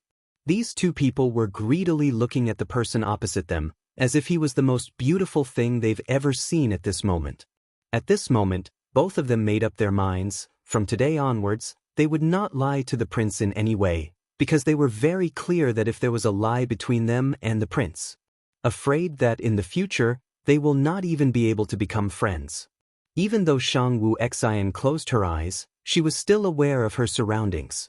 How could she not felt the way the two people in front of her were staring at her so intently? Shang Wuxian opened her eyes and was about to scold the two, but at this time the carriage suddenly bumped on a stone, and the entire carriage tilted. Shang Wuxian could not respond quickly to stabilize herself. Her whole body was uncontrollable and fell towards the two people opposite her. When the horse carriage bumped the stone, Ling Yufeng and Huan Emoche extended their hands and caught the fallen Crown Prince into their arms.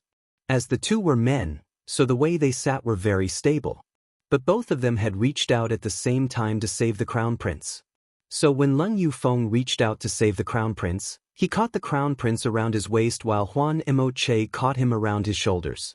Shang Wuxian's whole body was hugged by two people, so she was not harmed, but both Leng Yufeng and Huan Emoche's back hit the carriage's wall when they're saving the prince. Although it must be very painful, but both of them still looked the same as if it did not hurt at all. Leng Yufeng was a little embarrassed while he was holding the crown prince's waist. His cheeks were slightly red. Although he had fought in the battlefield, but he had never been this close to other people except the enemy.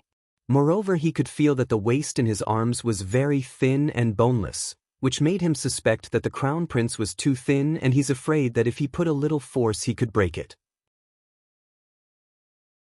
When Huan Emoche caught the crown prince's shoulder, Shang Wuxian's head hit Huan Emoche's chest, and a rich and fragrant smell of green bamboo filled Shang Wuxian's senses. Even though Huan Emoche looked just like a slender young master, his chest was also hard that Shang Wuxian's forehead felt pain when she hit it. The shoulders beneath his arms were too thin that he could feel the bones. Huan Emoche's brow wrinkled, but then he felt the crown prince's forehead had just hit his chest, and at the same time a faint fragrance came from the crown prince. He could not feel the pain in his chest and could only feel that his heart seemed to be filled with waves, like a rock that was thrown into the calm water. "Crown Prince?" Wu Ju's voice came from outside the carriage. When she was driving the carriage, she didn't find any stone on the road. But she heard some movements from the carriage and was worried if she had disturbed the crown prince. She was afraid to be disliked because of disturbing the crown prince. Shang Wuxian pushed herself off of Huan Emoche and said to the one outside, "Nothing." Her voice did not change at all, as if the situation just now did not happen. After waiting for Wu Ju to finish, Shang Wuxian looked at Leng Yufeng. Leng Yufeng's face became more and more red as he was looked. He didn't know why the crown prince was looking at him so intently. Was it because just now he had just held the crown prince's waist and it made him unhappy? "General Leng, when will you release your arms?" Shang Wuxian looked curiously at Leng Yufeng's red face. Or how long would General Leng still like to hold? Leng Yufeng quickly took back his hand as if his whole body was being electrified. He just thought that the crown prince's waist fits really well in his arm, and he could not help but felt that this feeling was very comfortable that he forgot that doing so was against the rules. Leng Yufeng took back his hand and clenched his fist. He could even smell the crown prince's fragrance from his own hands. It's not any floral fragrance, but it was a very natural and fresh fragrance. Leng Yufeng once thought that the crown prince had used some kind of fragrance, but later on he knew that it was the crown prince's own body fragrance. If the former Leng Yufeng knew that a man's body had a woman's fragrance, didn't know how much it would repel him. But now as this happened to the crown prince, Leng Yufeng did not think that the crown prince's girly fragrance was bad but thought that it was really nice. This kind of fragrance could only be found on the crown prince's body. It seemed as if the fragrance was born for the crown prince. If it wasn't for the crown prince opposite of him, Leng Yufeng would really want to smell the smell in his hand. However, as this thought came, it just made Leng Yufeng's face a bit wrong. How could he had this kind of thought? Leng Yufeng sneaked a peek at the crown prince to see that the crown prince did not even look at him. He was relieved and became more alarmed at himself. What happened to him recently? As the stiff-faced Leng Yufeng absent-mindedly imagined things in his mind, Huan Emoche too was no better. Huan Emoche looked across at the crown prince who was looking out of the carriage. He reached out to rub at his own chest. It felt as if he could still felt the crown prince's body temperature. Obviously the crown prince's body was very cold, but it was as if it burned his heart. It was at this moment, a black pigeon landed on Wu Ju's arm. Wu Ju immediately took out the news from the pigeon to look, then whispered towards the one inside the carriage, "Crown Prince, it's news from the capital." Wu Ju was whispering in this way because she knew there were two other people inside the carriage. Although the two men did not seem to have malicious intent towards the crown prince for now. But the heart of defense is indispensable. And just say. Shang Wuxian's gaze still looked through the carriage's window towards the lush landscape. It seemed as if she was defenseless for the two in the carriage, but Leng Yufeng and Huan Emoche knew that this was not because the crown prince did not believe them but because he did not care at all. After Wu Ju heard the crown prince's voice, she quickly answered, General Hai said that he had received news that Crown Prince are returning to the capital, so Crown Prince should be more careful. General Hai also asked if Crown Prince would like him to send someone to pick up Crown Prince and return to the capital. No need. Shang Wuexen casually said, go slower, no need to hurry back to the capital. XXX, 1. Lost the wife and folded soldiers? Anyway, it's an idiom of when you regret doing something to someone and lost their trust. My interpretation, 2. Caught in this sentence. You know when you're trying to save someone reflexively when they fell towards you? You basically caught them as they fall but inadvertently hugged/held them in your arms. Smirking smugly. 3. Boneless can also mean slim. 4. Idiom. English equivalent is better safe than sorry.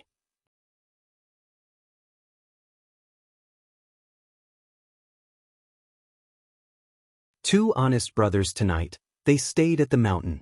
Although the things at Fengzhou City was solved, Shang Wuexin was not in a hurry to return to the capital. However, if a group of people walked through the normal road, the things that they encountered would be innumerable. So Shang Wuexin took the group and chose the most remote path. Although the speed of the journey was very slow, and they could still sightseeing along the journey. When Shang Wuexin got off from the carriage, she heard everyone's voice saluting at her. They're full of respect and admiration. Shang Wuexin nodded and asked everyone to disperse and to forego the ceremonies. If she had at first went out of the capital by using a carriage, didn't know how these people would arrange themselves at the back, so Shang Wuexin did not even think about the idea of riding in a carriage before. Now, after being with these soldiers for nearly a month, she had conquered these soldiers with her own means. So even if she was sitting all day in the carriage, no one complained, because in the eyes of everyone here, it was considered reasonable. If she rode the horse now, the soldiers would feel that they were not serving the crown prince well. This was what the conquest of humanity meant. 1. Wu Ju stepped forward to take out her handkerchief before putting it on the ground. Shang Wuexin then sat down on top of it. She could endure any suffering without any good conditions, but she would never give herself any grief if she could enjoy it. In this moment, Shang Wuexin's doctrine was right in the soldier's eyes. Look, Crown Prince was very elegant. It was really the royal prince of the East Palace. When the time was hard, he suffered together with them, but now he could still be this elegant. If Shang Wuexin knew what these soldiers thought, she would not know what to say. Shang Wuexin sat there, didn't know what she was thinking of, while Wu Ju went to the carriage to get some pancakes that had been prepared before, but at this moment she saw Leng Yufeng and Huan Emoche came out of the forest. In Huan Emoche's hands, he held some cyan-colored fruit, while Leng Yufeng held a rabbit that had been shot. Leng Yufeng walked in front towards the crown prince while taking away the pancakes from Wu Ju's hand. His voice sounded warm in this cold night. I have caught a rabbit. After I roast it, I'll give it to Crown Prince to taste.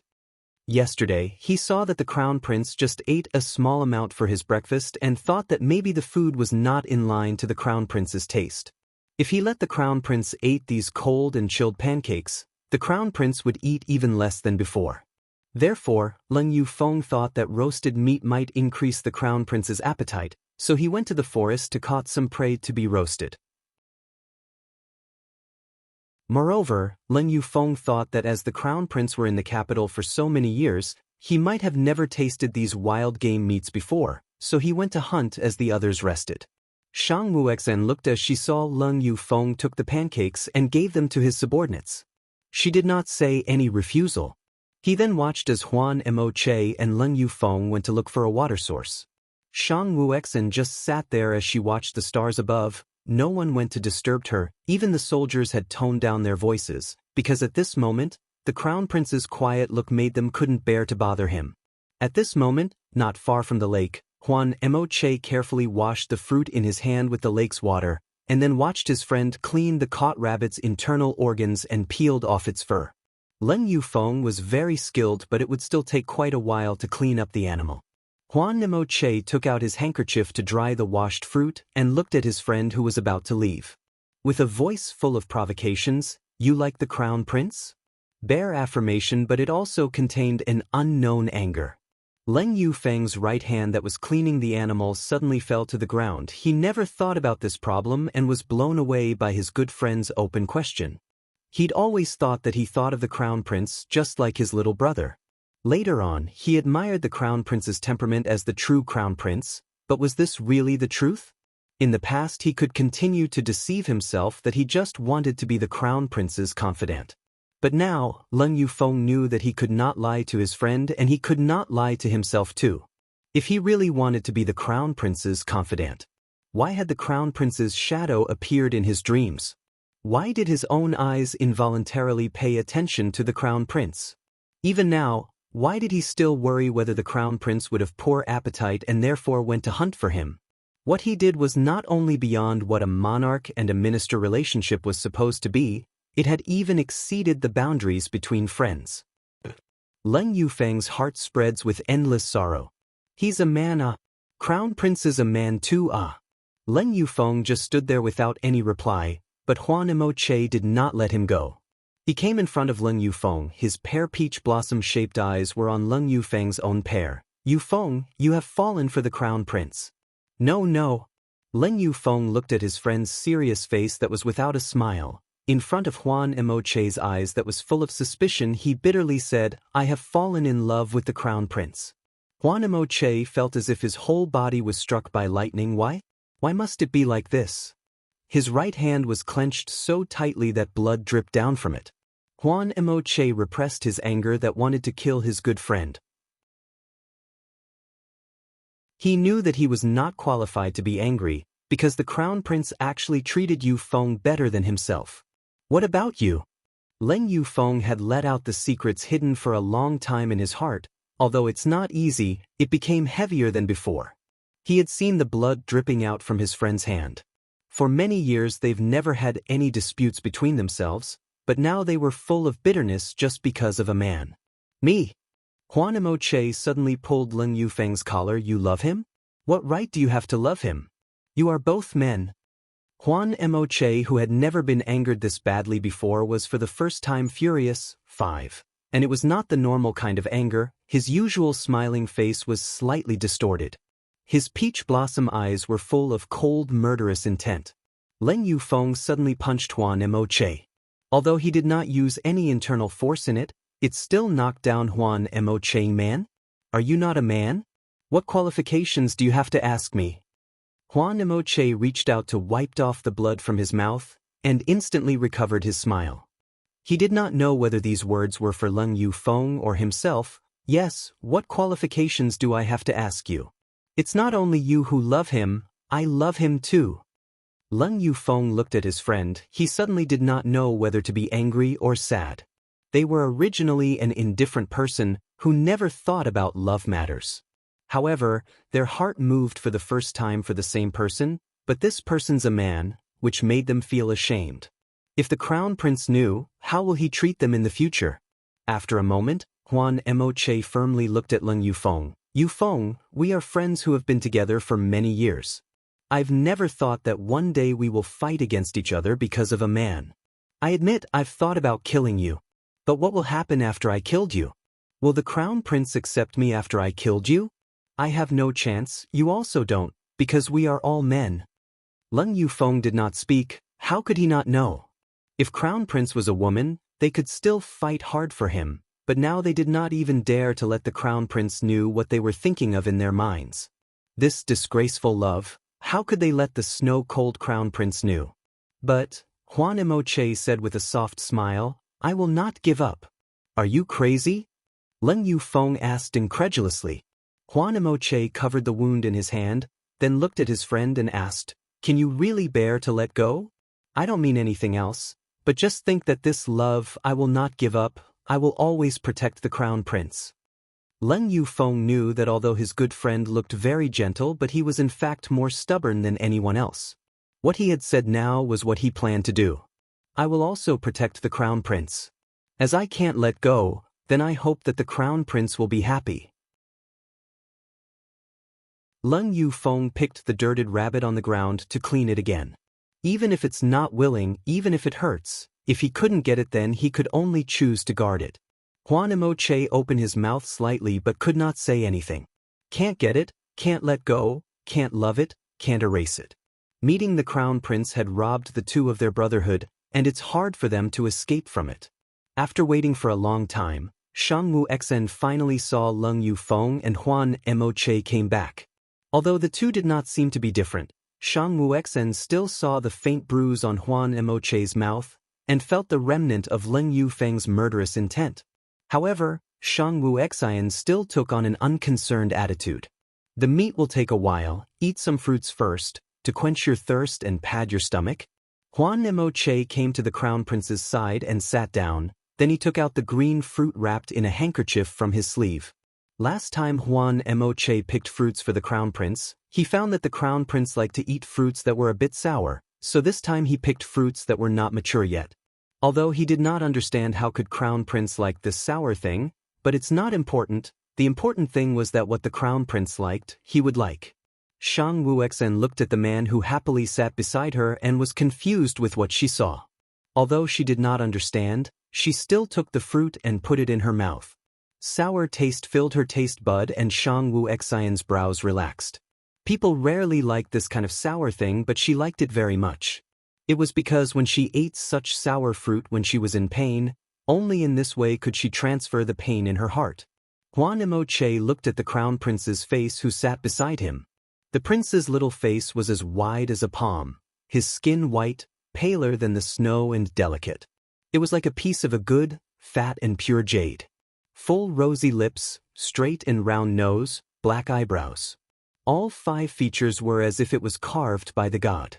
The most eye-catching part was the clear watery eyes like the black pearl that glimmers through the light, clean and pure but yet deep and ghastly.